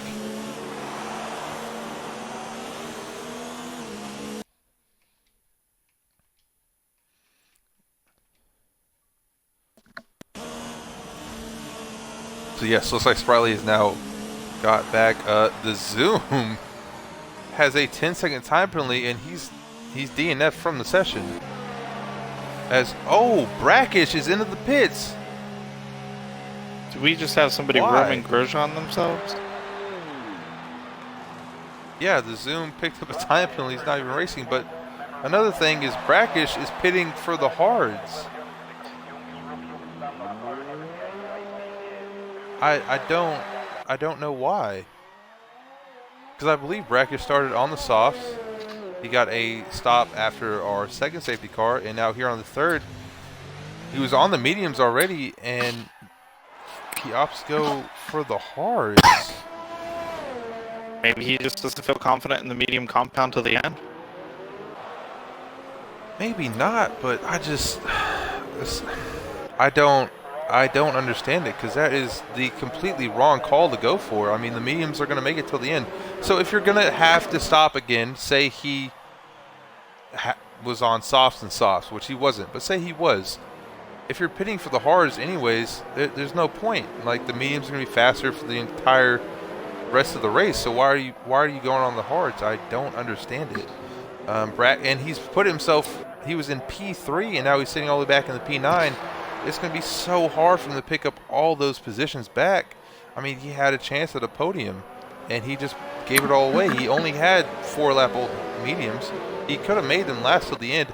Now, granted, the last few laps of the race, probably 3 laps till the end, they were definitely going to fall off for sure. But I mean, that's got to be the risk you got to take. You got to hope for a VSC maybe, or you just got to start lifting and coasting and save the tires. And yeah, Brackish said that he just couldn't do it, and now he's all the way back into 9th place, and yeah, just not where he wants to be. But here comes the safety car as Sprightly's AI is, I don't know what they're doing. I don't know what the Ghost of Sprightly's doing. I'm a little confused myself. I don't know. It's just sitting there. It's like Casper just watching a Formula 1 race. But yeah, John now gonna start. We'll go on board here with Ginger. He actually has the Alfa Romeo with Sprightly right in between him But there goes John getting a fantastic start. He's almost a second past Ginger and Dark Ghost. Ginger, Ginger and Dark Ghost make contact. They make contact. Erickson hit us. And Dark Ghost is going to lose all of his right front wing, or at least the end plate. And here comes Marlon Conga out of nowhere. Marlon might find himself in the top 3. What has gone wrong with Deluxe and Groggy? Groggy is spun out of turn 1. We're back on board here with Marlon. Dark Ghost defending very hard. Marlon braking a little bit early there, but yeah, Dark Ghost has to pull off. Pulls a Danny Rick right there. He can't do it, and he's left the session, presumably rage quitting on track. We'll take it on board with Double OT, who's in P4 and might take a podium spot. This is very exciting to see. Nonetheless, looks like King Kirk and Deluxe Cord had a little bit of a shuffle right there. Deluxe Cord all on the back of Brawny Man. We've said Brawny Man's name multiple times tonight, but not for any overtakes, but overtakes done on himself, as he looks to be struggling quite a bit. Deluxe Cord might be able to make the pass right here.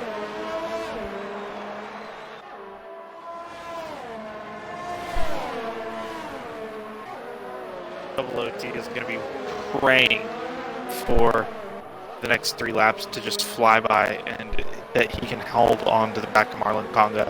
Absolutely dreaming that he would have DRS right here, right now, to be able to get that job done and make it up into P3, as he is the only soft compound runner in the entire field right now. So it's going to be crucial for him to get all of his moves done early before those tires completely fall off. Yeah, and we'll stick on board here with Deluxe Cord. Looks like he's going to go on the outside of Brawny Man through turn 1. And Brawny Man is going to take the inside, and that looks like the move done there for the Renault of Deluxe Cord. But yeah, so Double OT, the only problem with him is those softs are not going to make it till the end of the race. He has to stop one more. Yeah, no chance. He has to stop again. So the only thing that's going to help him get in the podium spots is yet again another safety car. We've already had 5 safety cars in the race, or I should say we've had 3. So I take that back. Another safety car will be our 4th, but the possibility of Cody's letting that happen is almost slim to none.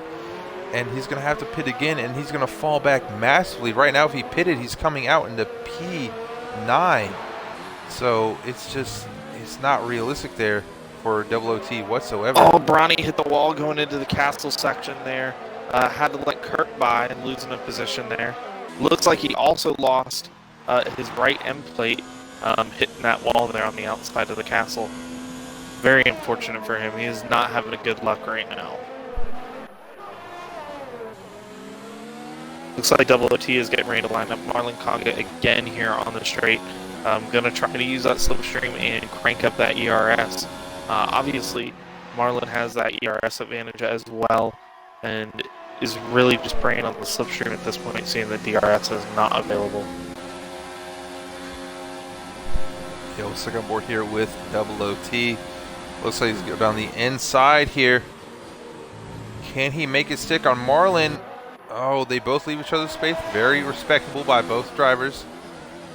And yeah, nothing doing there for OT yet. He's playing it very safe. He's got DRS once again down the straight. Take it up to Ginger Horizon. Nothing doing there for him on John. Same goes for Double OT. So quite the battle here for the podium spots, as Ginger is mobbing all in the back of John. They both have the same tire, same strategy. They're going till the end. So this is just really a battle for P1, and John's going to have to put himself in a prime position as Double OT makes a move on Marlon Conga. That's P3 for Double OT.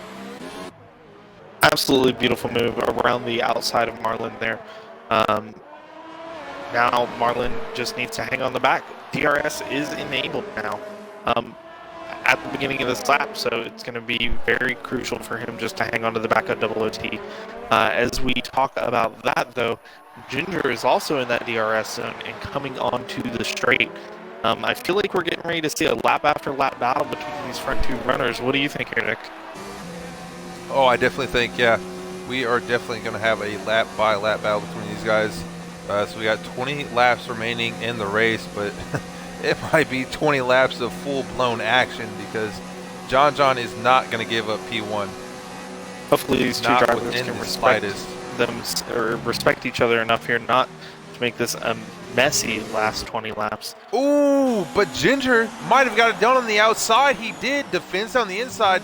That is great car positioning there by Ginger, but John now getting DRS. He's going to have to make the move done here as the Luxport has retired from the session and the pit, so we'll keep it on board here with these guys. And John back around through turn 3. Very late on the brakes, has not hit the wall, so quite the battle for P1.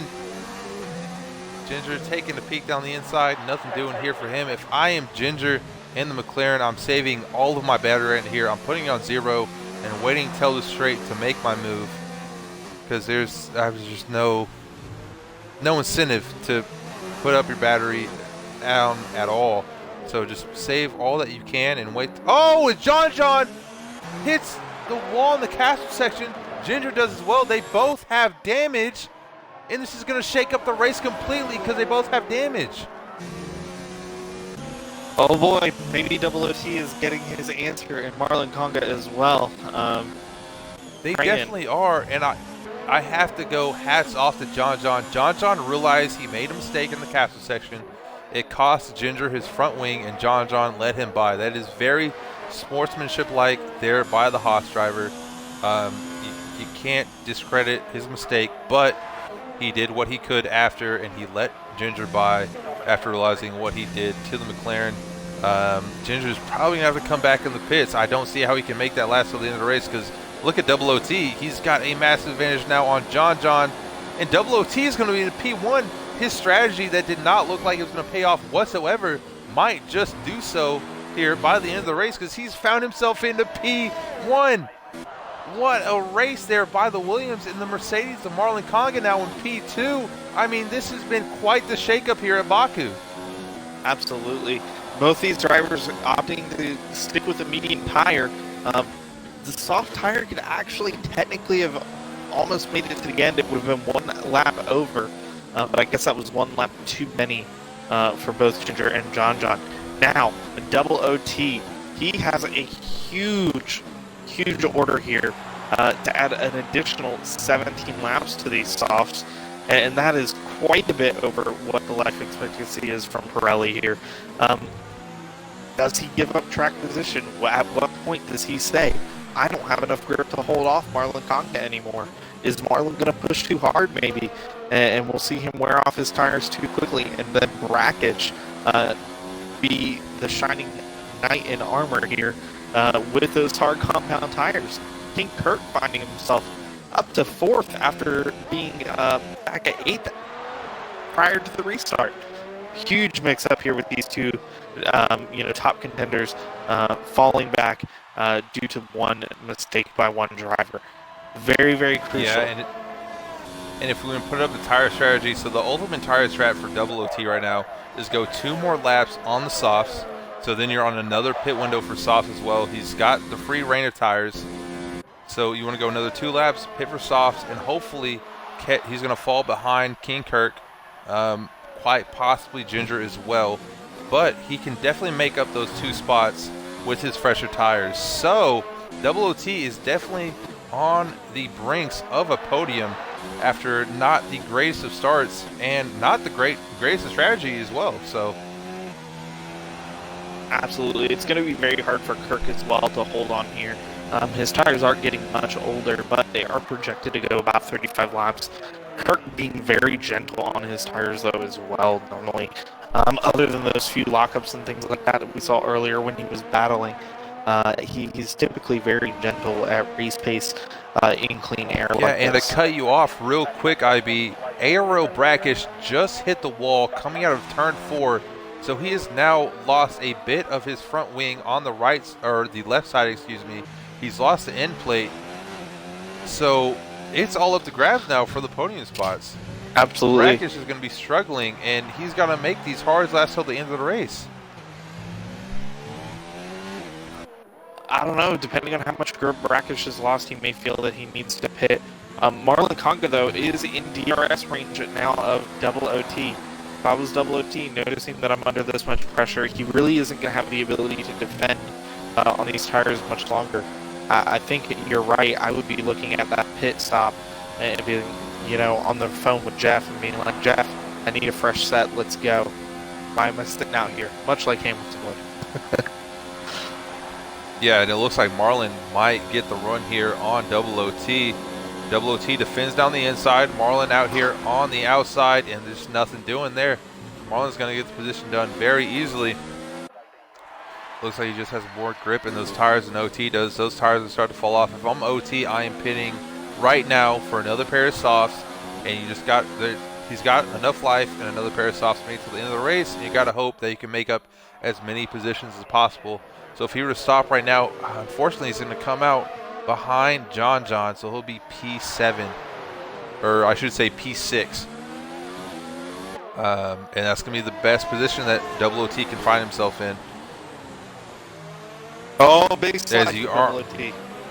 yeah, you already see, yeah, those tires are wearing off. He's just pit right now from double OT. If I'm his race engineer there at Williams, pit.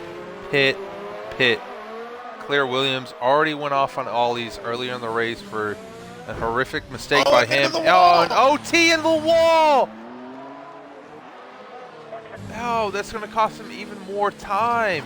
He'll still fall in the P6 if he pits, but that's time lost that you can't get back. Now the wing is missing as well, so it's going to be an extended pit stop, causing more insult to injury. You're right, still P6, as he almost slides into another wall here. As ARL Brackish is just like, hey buddy, let me have that spot from you.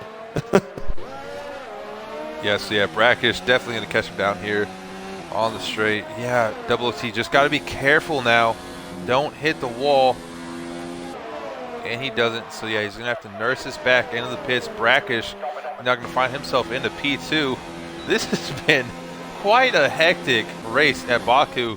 I mean, out of nowhere, Marlon Conga has to be the driver of the day so far, as we got 15 laps remaining. He's in P1 and in a prime position to win the race. He started, I believe, P6. Absolutely. It's P5, I take that back, P5. It's been a great move from him, but I mean, Brackish is over here made up 12 positions today. Granted, a lot of those are retirements, but still 12 positions is a lot to move up the field from your starting position. And, if any driver is heeded my advice today about, keeping your nose clean, it's definitely him. As Ginger Horizon does get past King Kirk, it looks like putting a car between him and John. Yeah, so Ginger Horizon now in P3. He's going to have quite the battle going for him if he wants to win this race. He definitely has the outright pace over anyone on the grid, but he is 14 seconds back of Marlon Conga. He's got fresher mediums, but he's got to make up a second a lap to catch up to the race leader of Marlon. So if I'm doing quick math here, Ginger's fastest lap is a 1:41.7. Marlon's fastest lap is 1:42.9. And there you go. That's a second gap. That's a second a lap. Can he make it happen? Can he be consistent enough at that higher end of his caliber and driving capability? Who knows? And like I said, so much like real life Formula One, when we race these 100% races, you're not going to see action-to-action battles like we do in league racing. King Kirk it's crashing all about and spinning. tire Huge strategy. spin from King. Going onto the straight there. Oh, no. That is unfortunate for King Kirk. His fans who are watching, King Kirk has the best fans in all of PPR. And yeah, that Ferrari driver, he's going to have to come back in the pits. He already was due for a pit stop anyways on the mediums, so you hate to see it from the Ferrari driver. But, looks like he's retiring. He could have came out in the points as well. And he has said, I give up. Which is something you'll see in exhibition races. Some drivers, VSC as well. So this is hurting Ginger Horizon. because Ginger now has to sit back even more, and the gap's going to be even tougher to make up to get a race win, because he's now 15 seconds back from Marlon Conga. If I'm Marlon Conga right now, I'm praying that this VAC lasts for a little while here, just so I can get back around to the pits and put on another set of tires. Not that I'm most definitely worried about his tires, but what's wrong with a little bit of security?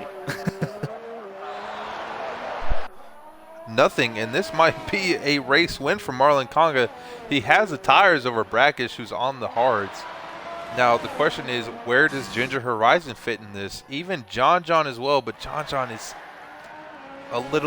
he's actually 7 seconds back right now of Ginger in third. So yeah, the whole grid's been shaken up. I mean, like I was saying earlier, we don't have the necessary close battles on track, not side by sides, but it's a battle of fruition. It's a battle of tire strategy and a battle of who can make the right calls at the right time. And right now, we've seen Brackish, even though I don't agree with him pitting for mediums, or pitting for hards, I should say, rather than pitting for mediums, as VSC is now over. But he's found himself in the P2, and Marlon is up into P1. So, I mean, it's been a crazy race. Half the grid's already retired, but at the same time, we still have some fantastic racing going on. Yeah, it's been an amazing intellect game at this point for these drivers. Obviously, as we all know, in the video game, we don't have the actual crew chiefs or anything. So these drivers are not only using the mental capacity to keep the car on the track, they're using their mental capacity to try to figure out what's the best tire strategy, what's the best amount of fuel, how do I manage my ERS through all of this. And I mean, even Lando Norris saying it in a stream a while back, I believe it was at the Baja 100% race, ERS is nothing like this in the actual race car. And he hates how ERS is portrayed in this game because it makes it so complicated. So, these drivers are really overloaded here. And to come out with a good strategy and pull something off like what Brackish or Marlon Conga has done is just phenomenal. As we do see Ginger Horizon almost within a second of Brackish. Yeah, Ginger Horizon is definitely on the front foot here, and Brackish on the back foot. Brackish is getting just torn apart right now because he's on the hards. Like I said earlier, when he pitted after the safety car, or during the safety car I should say, for the hards, it's not the right strategy to go on. If he was on the mediums, he'd have more of a gap between him and Ginger, and might have played out better for him. But now he sees himself 12 laps to go, and he's got Ginger Horizon, the fastest driver on the circuit right now, on his gearbox. Definitely feeling that pressure right now if I'm Brackish, and just praying to God that I can let him go by ultimately, because there's no way that I'm going to fight Ginger Horizon personally as he does. Just let him go here and just try to tack onto the back.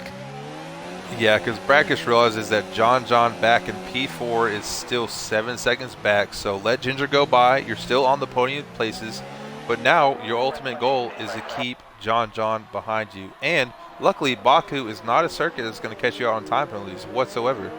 So you don't have to worry about time penalties. You just have to worry about the gap to the guy behind you, and that's what Brackish has to do now. He's got 12 laps to go, and he's on the podium so far, and he's going to have to hope that John's tires wear off faster than his does. Absolutely. So here's the next question for you. You know it's coming. Ginger Horizon, can he do it? Can he make up 8 seconds here on Marlon Conga and still come out on top, even after his unfortunate event? I don't know. He's on fresher mediums. He's got 12, about to be 11 laps to go, and he's only 7.5 seconds back. So he has the fresher tires. He has the pace advantage. I'm not going to rule it out, but it's still, even for Ginger right now, it is still quite the battle for that McLaren guy. Definitely a tall order. If my calculations are correct and he can continue lapping at around the same pace that he is currently, I would assume we're going to see him meet up with about 3 or 4 laps to go and be within that second area of Marlon Conga if he can continue his pace at what it is. John has definitely fallen off here and not able to keep up with this pace in the last stint, maybe a little unsettled going through the castle section, where we have already talked about that you can gain so much time if you can get it right consistently. After having that loss of confidence and loss of grip, as Ginger is already down to 6.5 seconds. This is going to be huge. Yeah, I mean, Ginger is chasing very quickly on Marlon. If you can't be such a gentleman for me, IB, can you tell me if either the first place of Marlon or the second place of Ginger has any time penalties? Absolutely, I'll have no problem taking a look here for that. Give me a couple of moments. Oh, no problem. So yeah, we're currently here on board with the McLaren of Ginger. He's already less than 5.5 seconds now back from Marlon. He is chasing very quickly on the Mercedes driver as we are now 11 laps remaining in the race. We have a yellow through sector 1. Not quite sure who that is for. But yeah, Marlon Conga currently sitting in P1, followed by the McLaren of Ginger Horizon in P2, Aero Brackish in P3, followed by John, Double OT, Groggy Oregano, Dark Ghost, Brawny Man, and Sprightly, who looks to have finally rejoined after being disconnected for quite a while in P9. So 9 runners left of our 19 who started the race. So Baku has taken many cars, many drivers with them. Many team principals not so happy.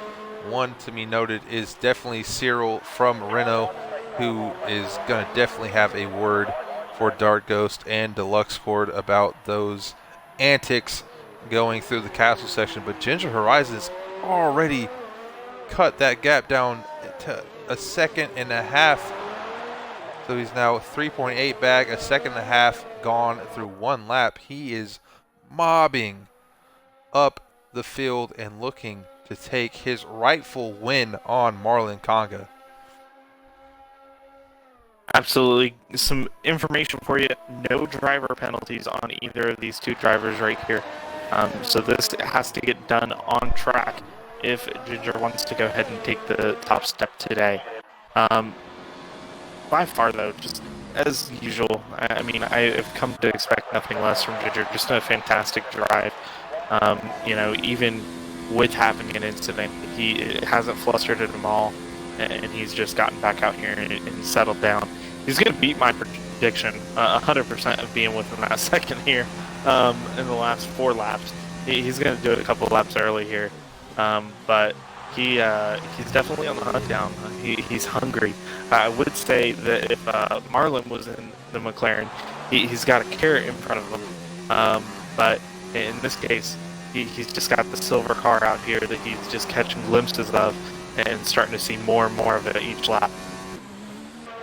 Yeah, and it has to be said, before the long DRS straight, Marlon did not get the best exit out of that quick right-hander, or that sweeping left to right-hander, and lost a lot of time nearly collecting himself in the wall. Lucky not to catch any wing damage.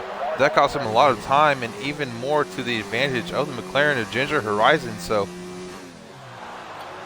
yeah, it looks like going to have to find something. Marlon already knows what's coming. He's saving every bit of ERS he can right now. Currently sitting right around 80%, while Ginger only has about 40. Ginger just that much more comfortable and confident with his car. Neither one of these cars seem to be worried about fuel at this point either.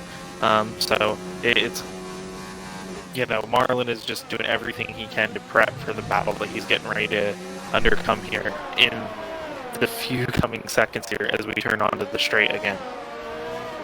Yeah, most definitely. As many people figured out last night, that is my catchphrase. But Ginger is already gaining. He's within a second now. He's got DRS going down the straight. So yeah, here we go. The battle. We're about to be on lap 43 of 51, and this is the battle for the race win. No time penalties separating either driver. So this is all up to grabs for here. And yeah, Marlon, he's going to have to do his best job of defending here from the very quick boy and the McLaren of Ginger Horizon. See what is going to happen here between these two drivers.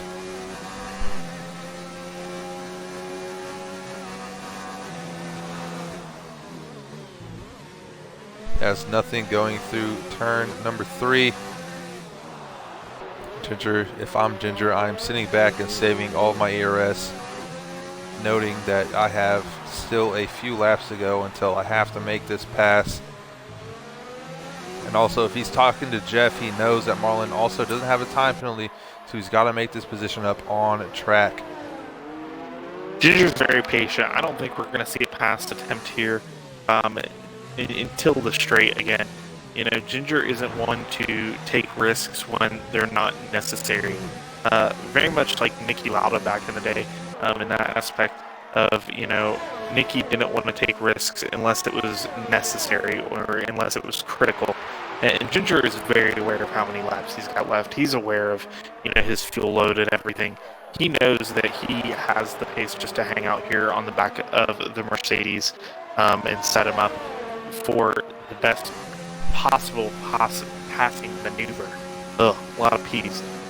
As here we go down. And also must be said, go ahead. John in P4 is only 2.5 tenths back from Brackish. He might get a move done as well down the straight, but we'll keep it on here with Ginger. Ginger's getting the outside line here on Marlon. And he's going to get that done there for P1. There goes Ginger. Oh, but something's gone wrong with John. What has happened? He was just a few tenths behind Brackish, and now he's an entire 7 seconds back with no wing damage. I'm unsure what happened there with the Haas driver. Maybe a big spin there on the back straight in some way, or maybe a tank slapper, not really 100% sure. But Brackish is absolutely thankful for that, because he's like, man, maybe there's still a chance for me to lock in this third place position. Yeah, Brackish still has a chance to get P3. And you know what, IB? I'll let you take over this quick battle between Marlon Conga and Ginger as I take a quick talk to our race director. Not a problem. Looks like Marlon is pulling up here, not really able to make up much time. His saving grace may be the fact that it does look like we have a blue flag car in front, a lap down car, but it is a AI driver. So really not going to do much favors here for Marlon as much as he would like. Ultimately, guys, I think that Marlon just isn't going to have the additional grip with 6 lap older tires here. Double T might be going for fastest lap. Based off of what I'm seeing, it looks like that he has pitted in for some super fresh soft tires. Hasn't really lost a lot or any positions at all doing that. With the gap back to Groggy Oregano. You know, really close to that fastest lap. He's actually at a 141.5. Currently, our fastest lap is held by Deluxe Cord, who is out of the race with a 141.0. So hopefully the Williams driver can have a small victory today for the team, as it has been a little unfortunate for both of them, as Ariel Brackish is in the pits. And I don't know why. He just gave up his podium spot. Oh, but he's getting a front wing change. He might have made a mistake of his own and thrown away a podium spot. He's going on the softs. He's going to have the pace over John, so can't count him out quite yet. But he's going to have to make quite the charge on the quick boy known as John 111. 20 seconds is a big ask for our gap there. Yeah, it is. Definitely is a big ask. I'm still unsure why Brackish came to the pits. I mean, he had to have massive wing damage, because if not, you have to stay out. I mean, he was still about 6 seconds ahead of John. I know that he had just battle out to the end. I know he had already had end plate damage. I don't know if it was maybe something happened to the rest of the wing got knocked. But that's the only thing I can think of. Brackish is going to be gutted by that. It's for sure it had to be an own error. With no vehicles around him. Yeah, and to be completely honest, as a little bit of a fanboy of Aero Brackish, I'm also hurt for him as well. I was hoping to see him on the podium steps tonight and maybe in our post-race interviews, but Doesn't look like it's going to be him whatsoever, but still, nonetheless, we have Ginger just completely destroying the entire field tonight. Still in P1. He drove a great race. We got Marlon Conga here in P2, and it doesn't matter how many times I call him out on his helmet colors. I don't think he'll ever listen. So, nonetheless, John now in P3. He's 14 seconds back from Marlon. There's nothing doing there for him. He's going to stay probably in P3 till the end of the race unless one of the two drivers in front of him makes a mistake. And now Aero Brackish P4 and PPR OOT in P5, followed by Groggy, Bronny Man, Dark Ghost, and Sprightly. So looks like all the gaps are pretty much decided here. It's just a race to see if any one of these drivers makes a mistake the last final few laps of the race. We're now 46 through 51. So looks like everything's decided so far, besides, major time penalties, major mistakes. So, IB, what's been your thoughts so far as we're about to approach the end of the race? It's definitely been somewhat of a demolition derby as we've lost half of the field in this race. Very similar to what we saw in Australia. But obviously, they actually are pretty similar tracks when you think about it. Few open corners, but a lot of them have walls pretty close to the track. Definitely the Castle has claimed some drivers' races today. But overall, as normal, I've said it a million times, Ginger Horizon just walking away with it and asserting his dominance here in the league. Really can't wait until next season in Division 1 to see how he performs and how he puts Chandler on the possible back foot for the future seasons of PPR here in Xbox Division 1. Yeah, and as we have a little bit of just a brief time to speak during the race, no battles taking place so far.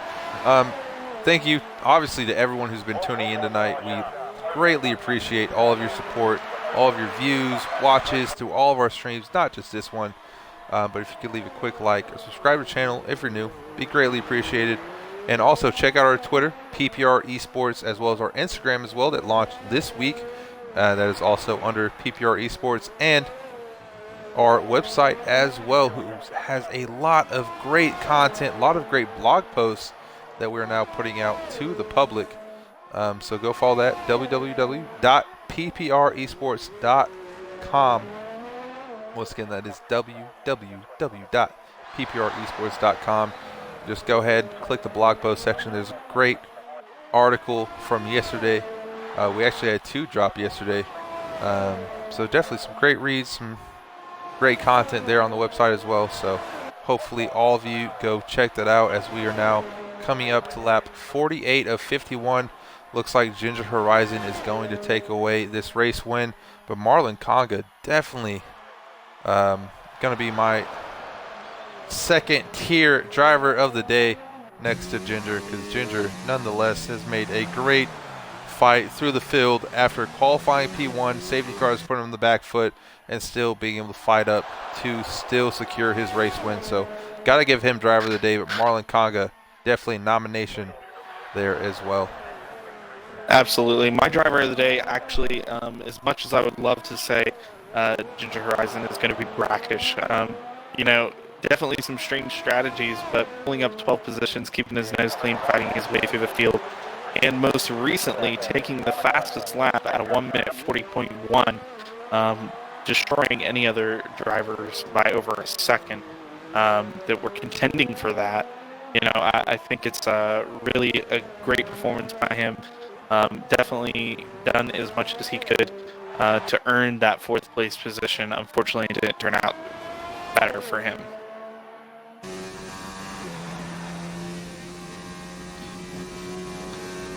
So, Nick, how about some F1 news as we come down to the winding few laps here? No? All right, guys. I'll go ahead and provide some news anyways here, as we do not have any current on-track battles. If you haven't heard, Lando Norris and Carlos Sainz are actually taking some pay cuts at McLaren to put some of the staff through furlough and be able to cover their paychecks. So good on the McLaren drivers to actually be very supportive of their team and take that extra step. A little bit of a joke. It looks like that happened earlier this week. There was some F1 news. Can't currently find that. I apologize. Aston Martin will need to be very competitive as they partner up with Racing Point for the 2021 season. Currently, the only team on the field that is able to actually make adjustments to their chassis via the regulations due to our global pandemic is McLaren. Seeing that McLaren next year will be taking on a Mercedes engine, they will actually have to make adjustments to their chassis to be able to fit that versus the Renault engine. So that will be very interesting, and they will be hopefully the only car with a huge advantage next year. As regulations are already set for 2021 to continue on with the 2020 regulations, and a lot of teams are not going to be able to do a typical winter season and redevelop a complete car. Other than that, that is all the F1 news that I have for now. PPR Nick, any thoughts on any of the news that I read out? Yeah, so I mean, you definitely have to give a hats off to McLaren, realizing that under the current situations that most of the world is under, they are taking pay cuts to make sure all the staff stays on board. So something you love to see by them. But one thing you got to think about is how are all the teams going to react when the start of the season presumes? Because who knows where it's going to be at right now. Probably the most likely place for the season to start is going to be at Silverstone. Most people thought maybe Canada. Canada definitely looks like it's a very long shot to be the host of the first GP of the race season. But Silverstone as well, and something I mentioned on the D3 stream last night was that Silverstone has also come out and said that they will host, if need be, 2 Grand Prix, one at the normal race circuit and then a second one as a reverse grid circuit. Something that got to take into consideration. Karun Chandok, one of Sky Sports personnel, a former F1 driver who had no success in F1 but found himself with Sky Sports, even mentioned maybe the possibility of a back-to-back race weekend, something that maybe you could see at Silverstone if they did one race normally and then a second race reverse grid. So who knows what we're up to see on the actual F1 calendar. And I mean, hopefully we can get it up starting very soon. I know most of us are really dying to see any of our sports, anything that you watch. Football, basketball, baseball, the actual football known as soccer in the States, and any type of racing. I mean, we haven't really seen anything. We've had a lot of esports things going on. But yeah, I think we all really are eager to see the start of all of our favorite sports taking on, especially Formula One as well. So hopefully that can presume at Silverstone, and hopefully we see up to probably 15 to 16 races this season, as we've already known that the postponement of the 2021 regulations have been backed up to 2022, which will definitely help out the smaller teams in F1, especially during a budget cut that we're seeing throughout the entirety of Formula One.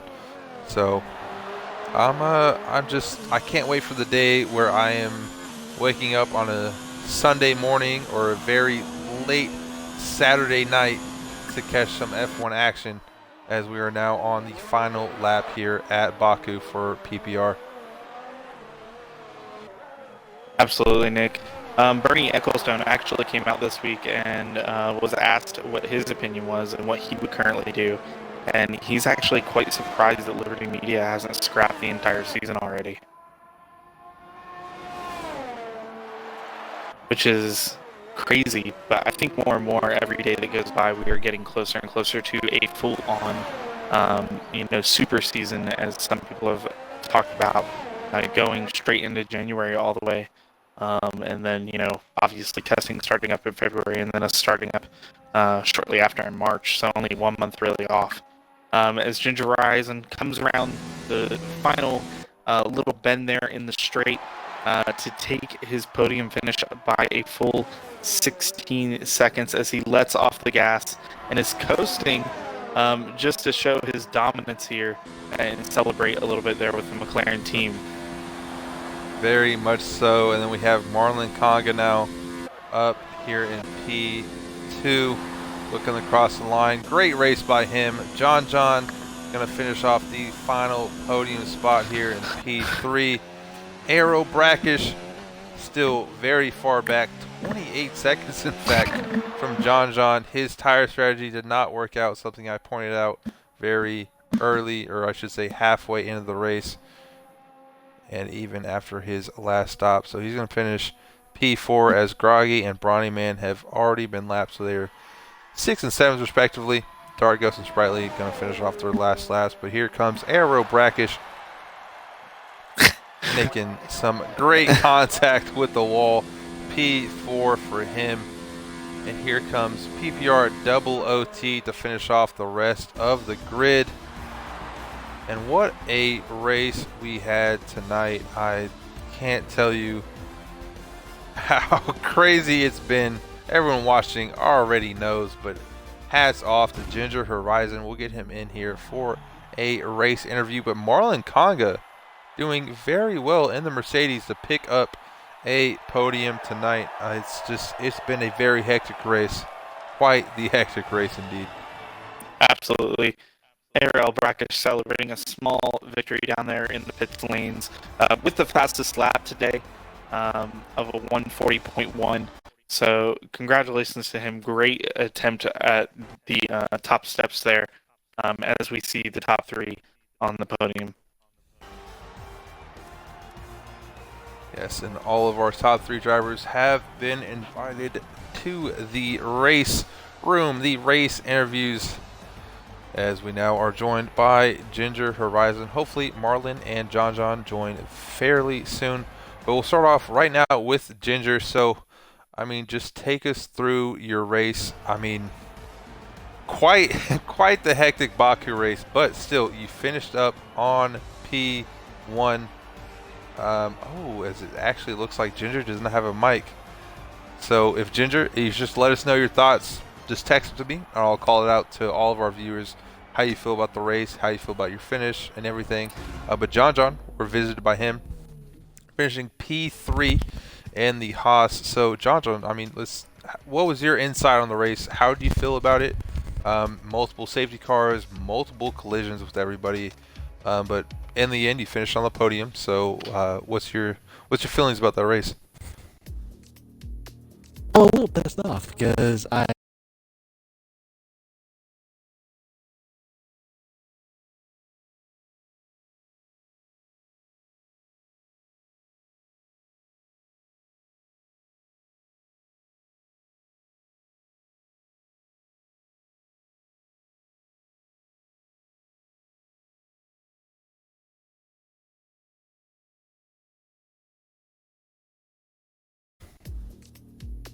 I'm a little pissed off because I